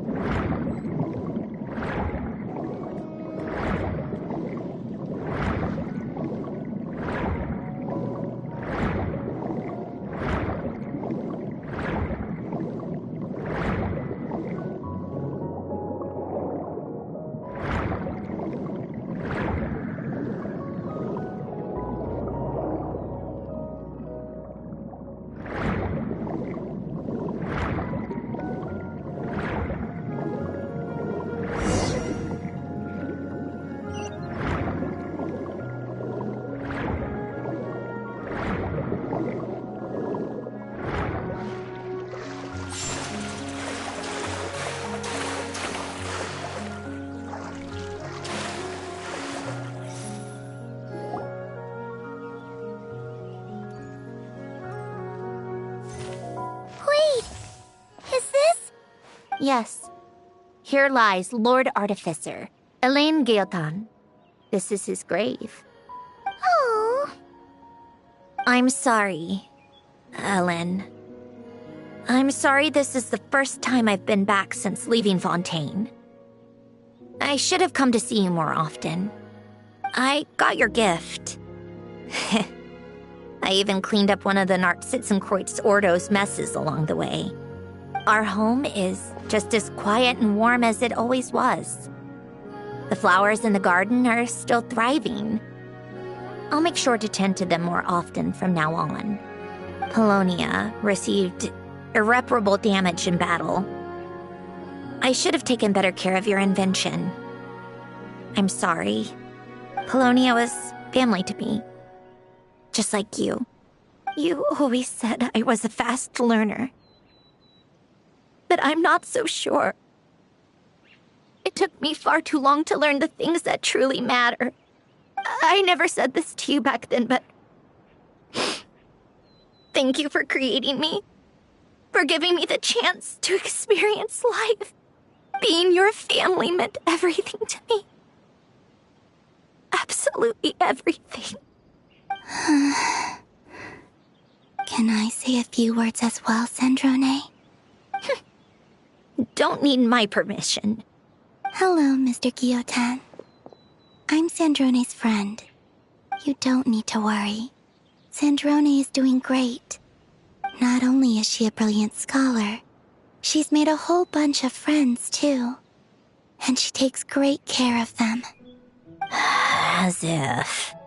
She'll never admit it, but she's always there when her friends need it the most. I wouldn't even be here without her. So, if she ever needs help, her friends will be there in a heartbeat, including me. That's what best friends are for. Columbina. What else? Oh, she likes drinking bitter coffee, listening to piano music when she can't sleep. Turns out she even likes giving hugs. No, wait! Don't tell him all that! Huh? I don't understand. I didn't think you'd want to hide things from him. Well, yeah. But there are still things I don't want to say. Okay. I'll come by myself and tell him for you then. That's not what I meant! Alright. Enough with the speeches.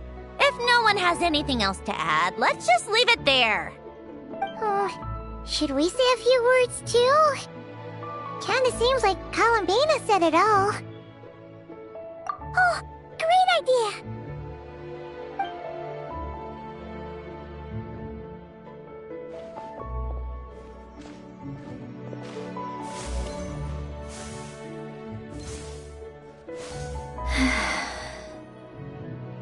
Goodbye, Ellen.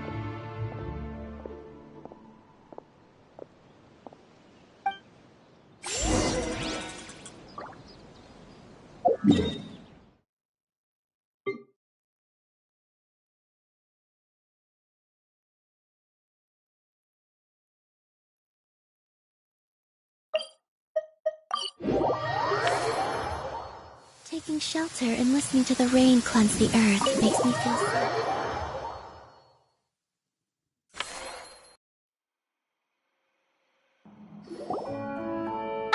You made it! The party's already started. Oh, but, you didn't bring anyone else along? I thought you headed out to invite some friends. We did invite a friend, actually. She'll be here soon.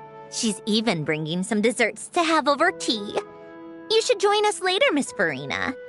I do love a tea party. Then don't mind if I do. This seems like a fun occasion. Let's go talk with everyone. Good idea! We'll introduce you to all our old friends.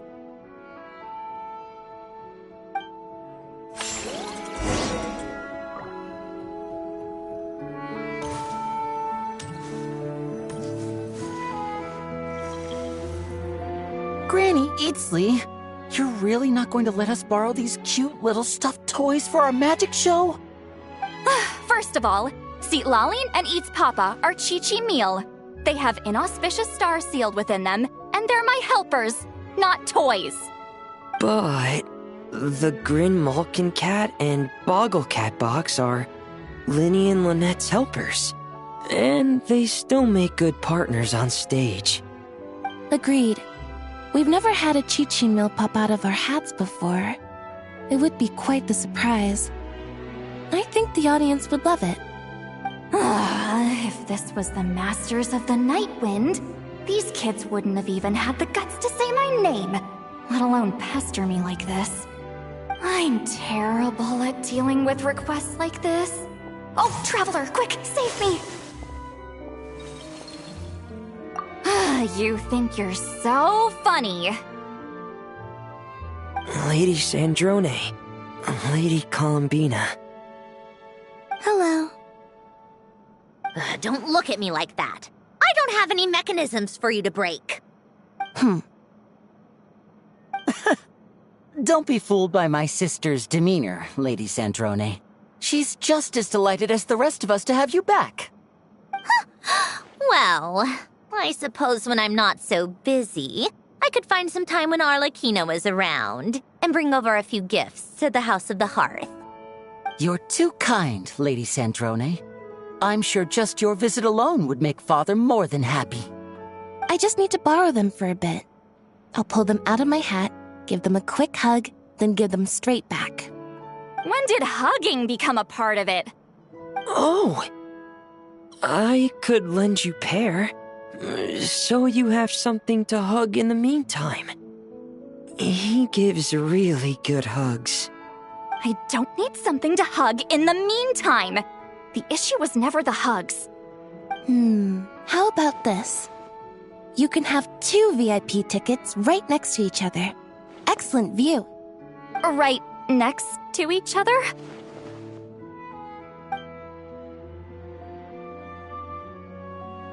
Yep, super quiet. No one will bother you. I'm sure you'll have a great time. Fine.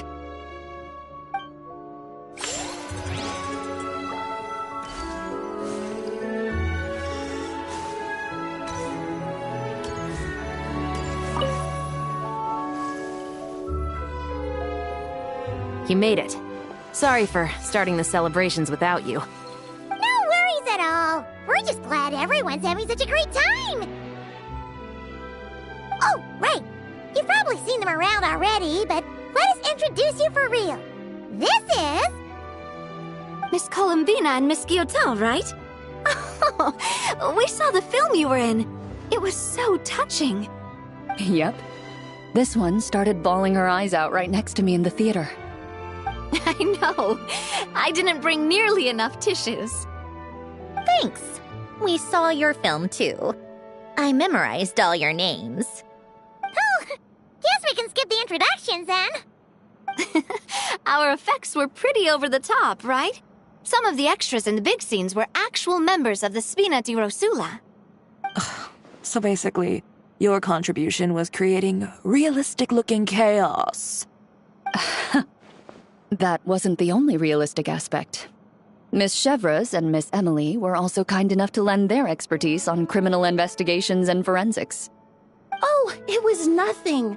I was just honored to take part and help out. Wow! No wonder your film turned out so good. You basically had an expert in every field. Talk about a stacked crew. Oh, speaking of, want to join in on a round of tabletop troupe later, Miss Columbina and Miss Guillotin? I mean, what better place for a party than a party? Here we go again. That sounds interesting. Yes! Persuasion successful! What about you, Miss Guillotin? I guess one round couldn't hurt. Critical success!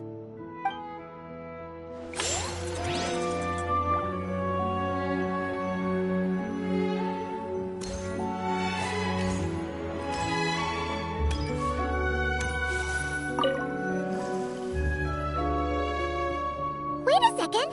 Mr. Baptiste and Veronique! You're here! Friends of yours? Veronique is is the prop manager for Musketeer Pictures, and Mr. Baptiste is the author of The Two Musketeers.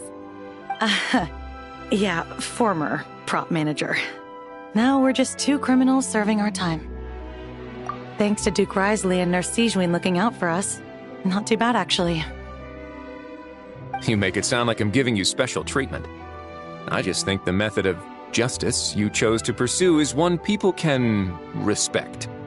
You are far too modest, Your Grace. The only reason we were even able to come to the surface for the festival is because you fought for it. It's also just good for the physical and mental health of the prisoners in general. Anyway, I suppose I have you to thank for keeping the winglet in such good shape. I never knew she could look so striking. I didn't do anything special. It was mostly the Traveler and the others. Don't sell yourself short, Miss Guillotin. You are the current captain, after all.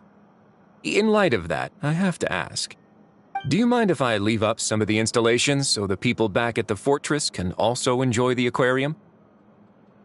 Huh? Like I said before, I just think it would be good for the inmates who clean and maintain the winglet to see their work put to good use. Besides, maintaining an aquarium is sure to be a lot more interesting than scrubbing rust off the walls and deck. Of course I don't mind. I'm grateful you even want to keep it. Great. Then it's decided. That's amazing, Sandrone. We should go hang out at the Fortress of Meripede later, then. You do know you just invited me to hang out in prison, don't you?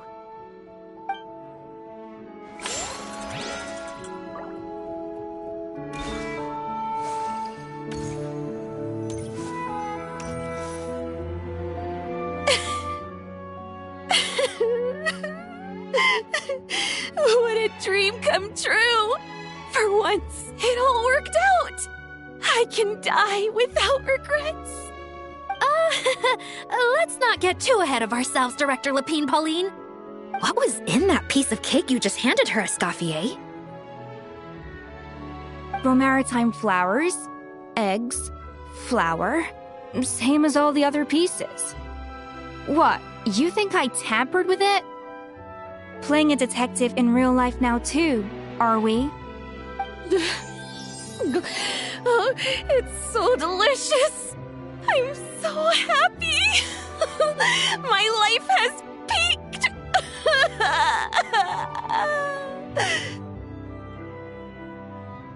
Miss Lapine Pauline, look who I brought! Master! Wait, what happened to your face? Why are you crying? Never mind my face. Here, let me introduce you. This is Miss Charlotte and Miss Escoffier. Things are sounding lively over here. Oh, look who it is! Perfect timing. I was so busy with the shoot, I feel like we barely got to talk. And the elusive Miss Guillotin. It's great to see you. Thank you so much for letting us use the boat free of charge. That was so generous of you. Oh, right. Introductions. This is Miss Charlotte and Miss Escoffier. That's kind of you, but I didn't really do anything. If you want to thank someone, it should be the Duke or the people who keep the boat in such good shape. Right. I'll head over in a bit and do just that. Miss Columbina? Yes? Could I interview you sometime? I'll treat you to some gâteau de bord for the trouble. There's only a limited amount available each day, but it's an absolute must-try when you're in Fontaine. Oh, sure. Bold of you to use my own cake as a bribe right in front of me. You know what? When else are we all going to be together like this? Come on, everyone! Grab your drinks!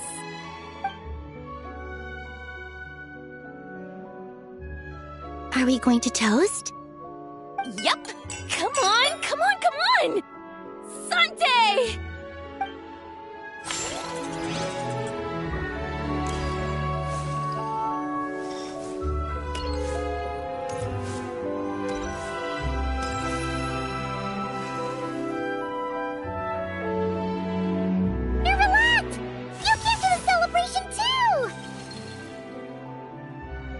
Yes. I can only hope my presence does not make anyone ill at ease. Who's this? All right! This is Nervalette, the Eudex of Fontaine. And this is Columbina and Sandrone. Greetings. Hello. These two must be the Fatus and former Fatus related to the recent incident in Nodcry. I read about them in the diplomatic report. The Eudex? Oh, the dragon that cries a lot. Oh, well... Jeez, Columbina. That's your takeaway from all those Fatui meetings? Seriously? Is that truly how I'm portrayed in the Fatui's intelligence? You must put a lot of people in prison then. Well, it would be more accurate to say I pass judgment on their crimes. All trials in Fontaine strive for fairness and justice, so as to avoid imprisoning the innocent. So, only the people who deserve it get sent to prison. Well, deserve is quite a subjective metric, is it not? At the very least, I can promise that in every trial over which I preside, I make every effort to deliver a fair verdict.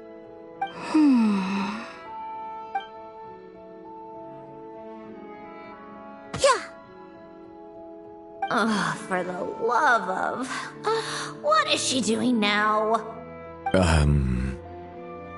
You seem like a good dragon.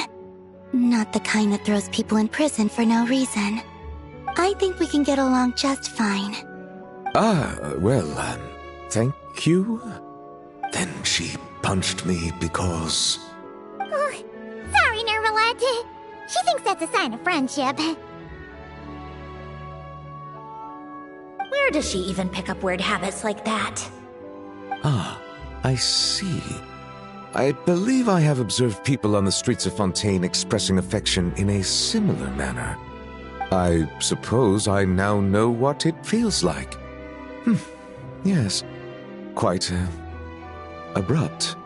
You know, these two are surprisingly alike. Oh, looks like Arlecchino's here. Come on, Columbina. Let's go have ourselves a tea party.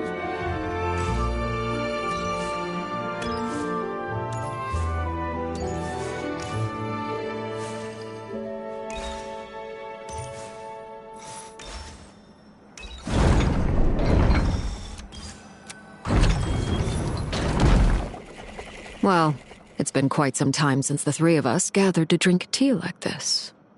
Yes, but your tea is as good as ever, Sandrone.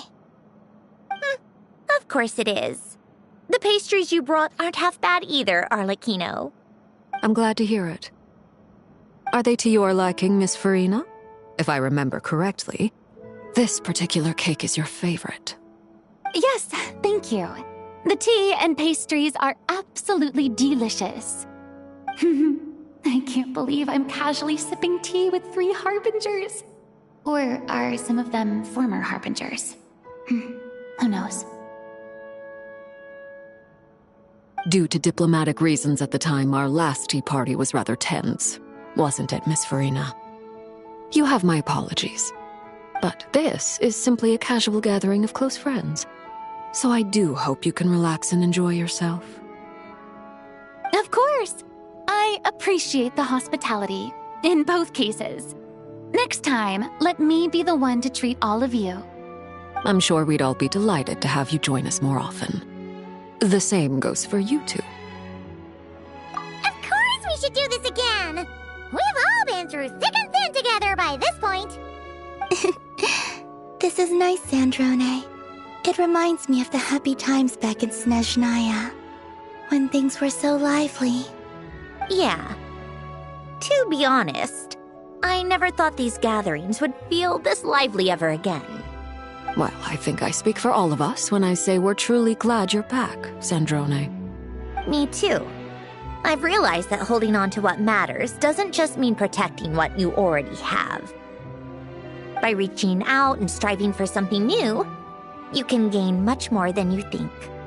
No, That certainly doesn't sound like something the old you would say. Well, I'm only going to say it once, so don't get used to it. Who knows? Perhaps your tea parties will only get livelier from here on out. Once you return to the Fatui, we'll have more opportunities to keep in touch in any case. I want to spend more time together too. But I don't want to go back to the Fatui. Well, Notcry isn't too far from Snezhnograd. It shouldn't be hard to find a place where we can all get together. Oh, and then I can sing for you. Or put on some of your favorite music. Just like the old days. Speaking of music, I spotted a mechanical piano below deck. Is it yours, Miss Guillotin? Yes. Reclaimed, I suppose you could say. Why don't you play something for us? Huh? In front of all these people? Yes, why not? You play so well. Yeah, come on! Just a little, please? For the love of... Fine! One piece, and that's it.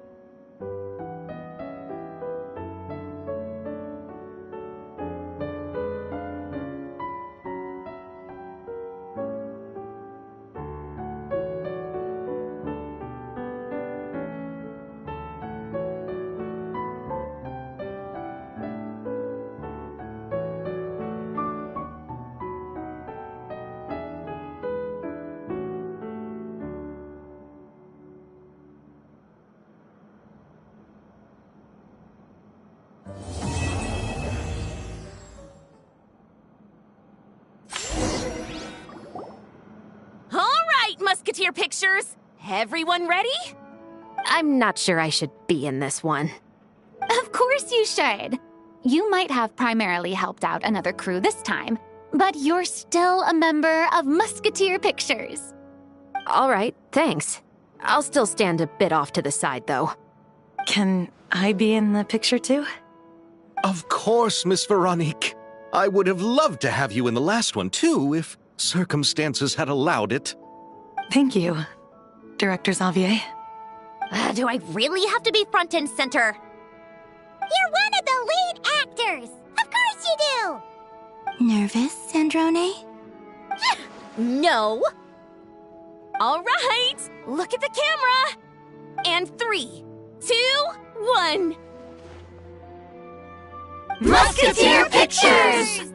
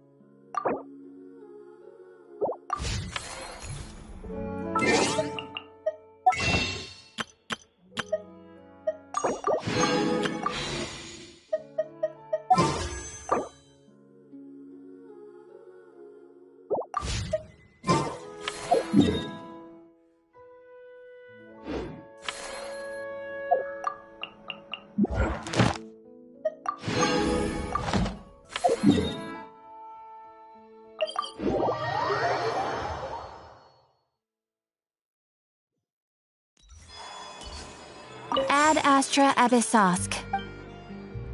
Thank you for completing today's commissions. Ad Astra...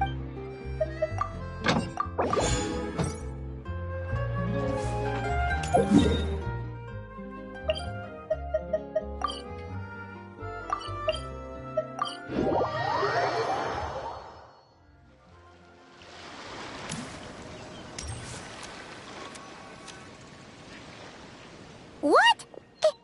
Is Paimon seeing things? Is that a Dodoko? No, there really is a Dodoko over there. And it looks just like... It looks like Barbaloth. Oh my, what a coincidence this is. Traveler? Paimon? Why is there something so fishy about hearing such a powerful fortune teller use the word coincidence? Perhaps, but it's no lie. This truly is a pleasant surprise. As a descender from beyond this world, the traveler's fate is not anchored in Tevat. Hence why most fortune tellers, including myself, are unable to predict your future. Hence why most fortune tellers, including myself, are unable to predict your future. But happily, this particular coincidence couldn't have been any more fortuitous. I recently happened to glimpse a peculiar omen. And since I had some free time, I decided to perform a brief divination and follow the omen's course. Just for a spot of fun, you understand. Oh yes, and while I was following this omen, I caught a few ethereal threads of fate and glimpsed the faces of their owners. Here, take a look for yourselves.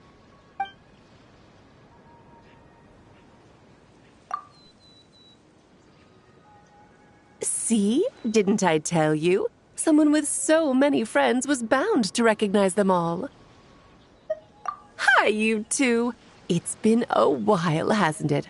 I thought I'd lend a hand with Barbie's divination. Indeed, if Alice hadn't insisted, I'd have treated these names as minor variables and discarded them from the divination.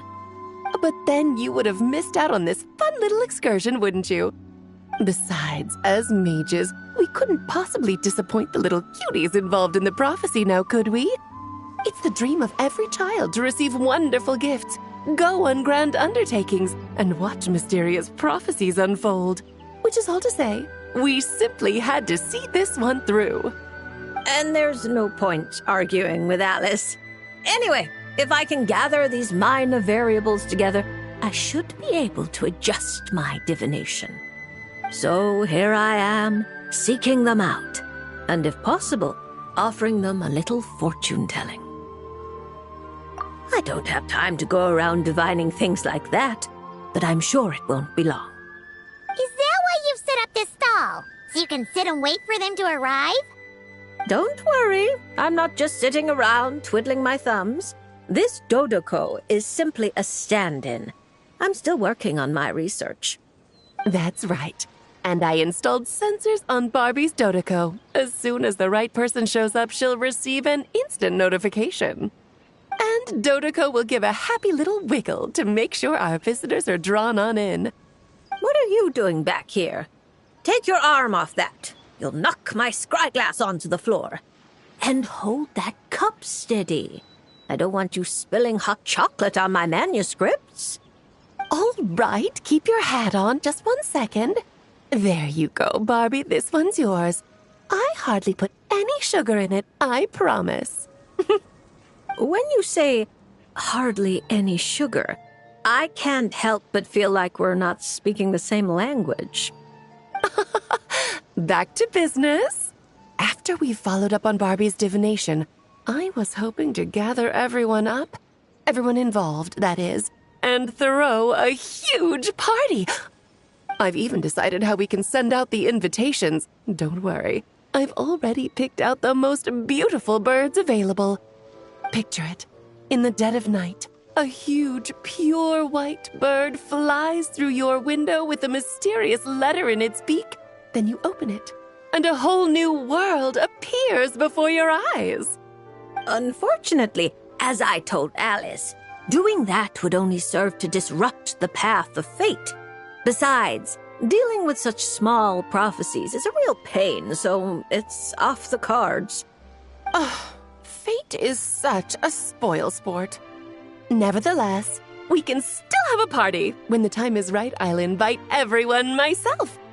And as I do hate waiting for parties, Traveler, Paimon, can I leave the job of bringing your friends here to this stall to you? Then we'd be the ones disrupting the path of fate, right? Seeing as the people in the prophecy already have ties to the Traveler, in theory, their fates are already intertwined. If the Traveler steps in to invite them and hurry things along, it shouldn't have too large an effect on the divination. Reliable as always. For the sake of the party, it's in your hands. I promise to save you the best seats, closest to the cake. Barbie, why are you tearing that paper apart? What are you doing? I'm using it to plug my ears. Between you and Nicole, if my head isn't hurting, then my ears are. Ugh, I miss Octavia.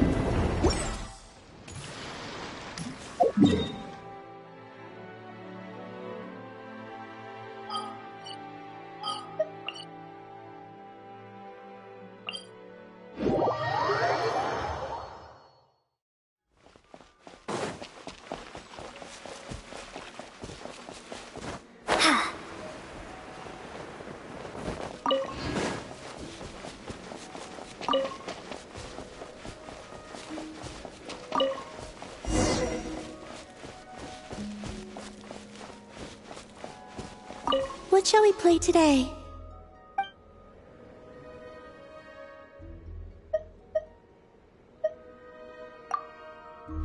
Sure.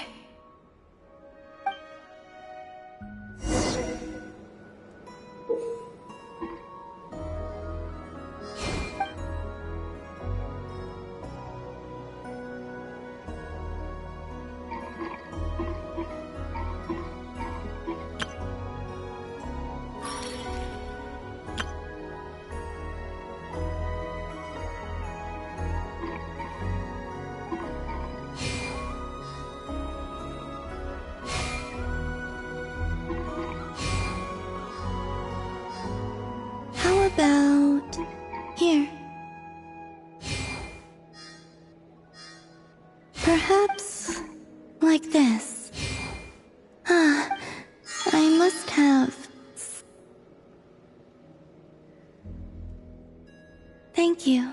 I enjoyed that a lot. If you'd like, feel free to come keep me company again sometime. Here, take this as a token of our promise.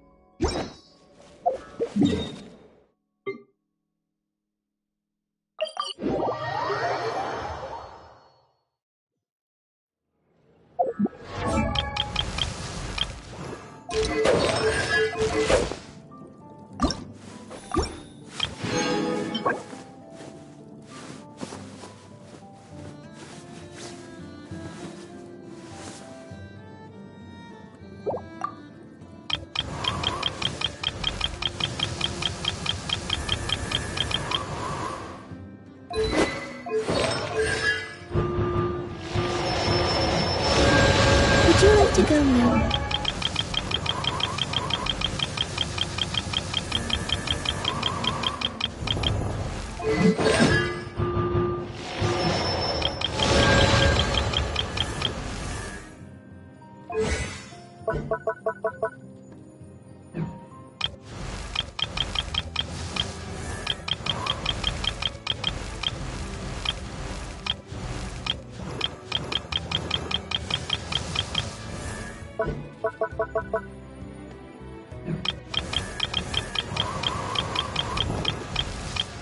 Amazing. You can sit in my rocking chair and admire the view.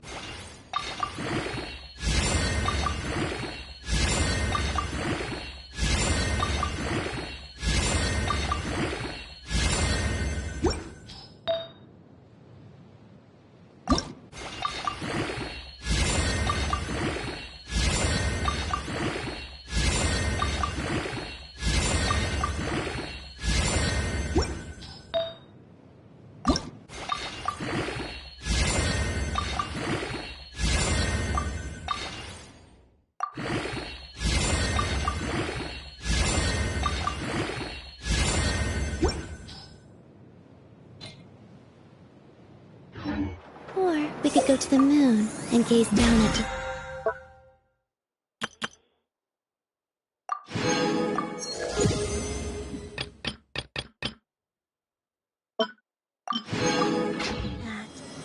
Whatever you prefer.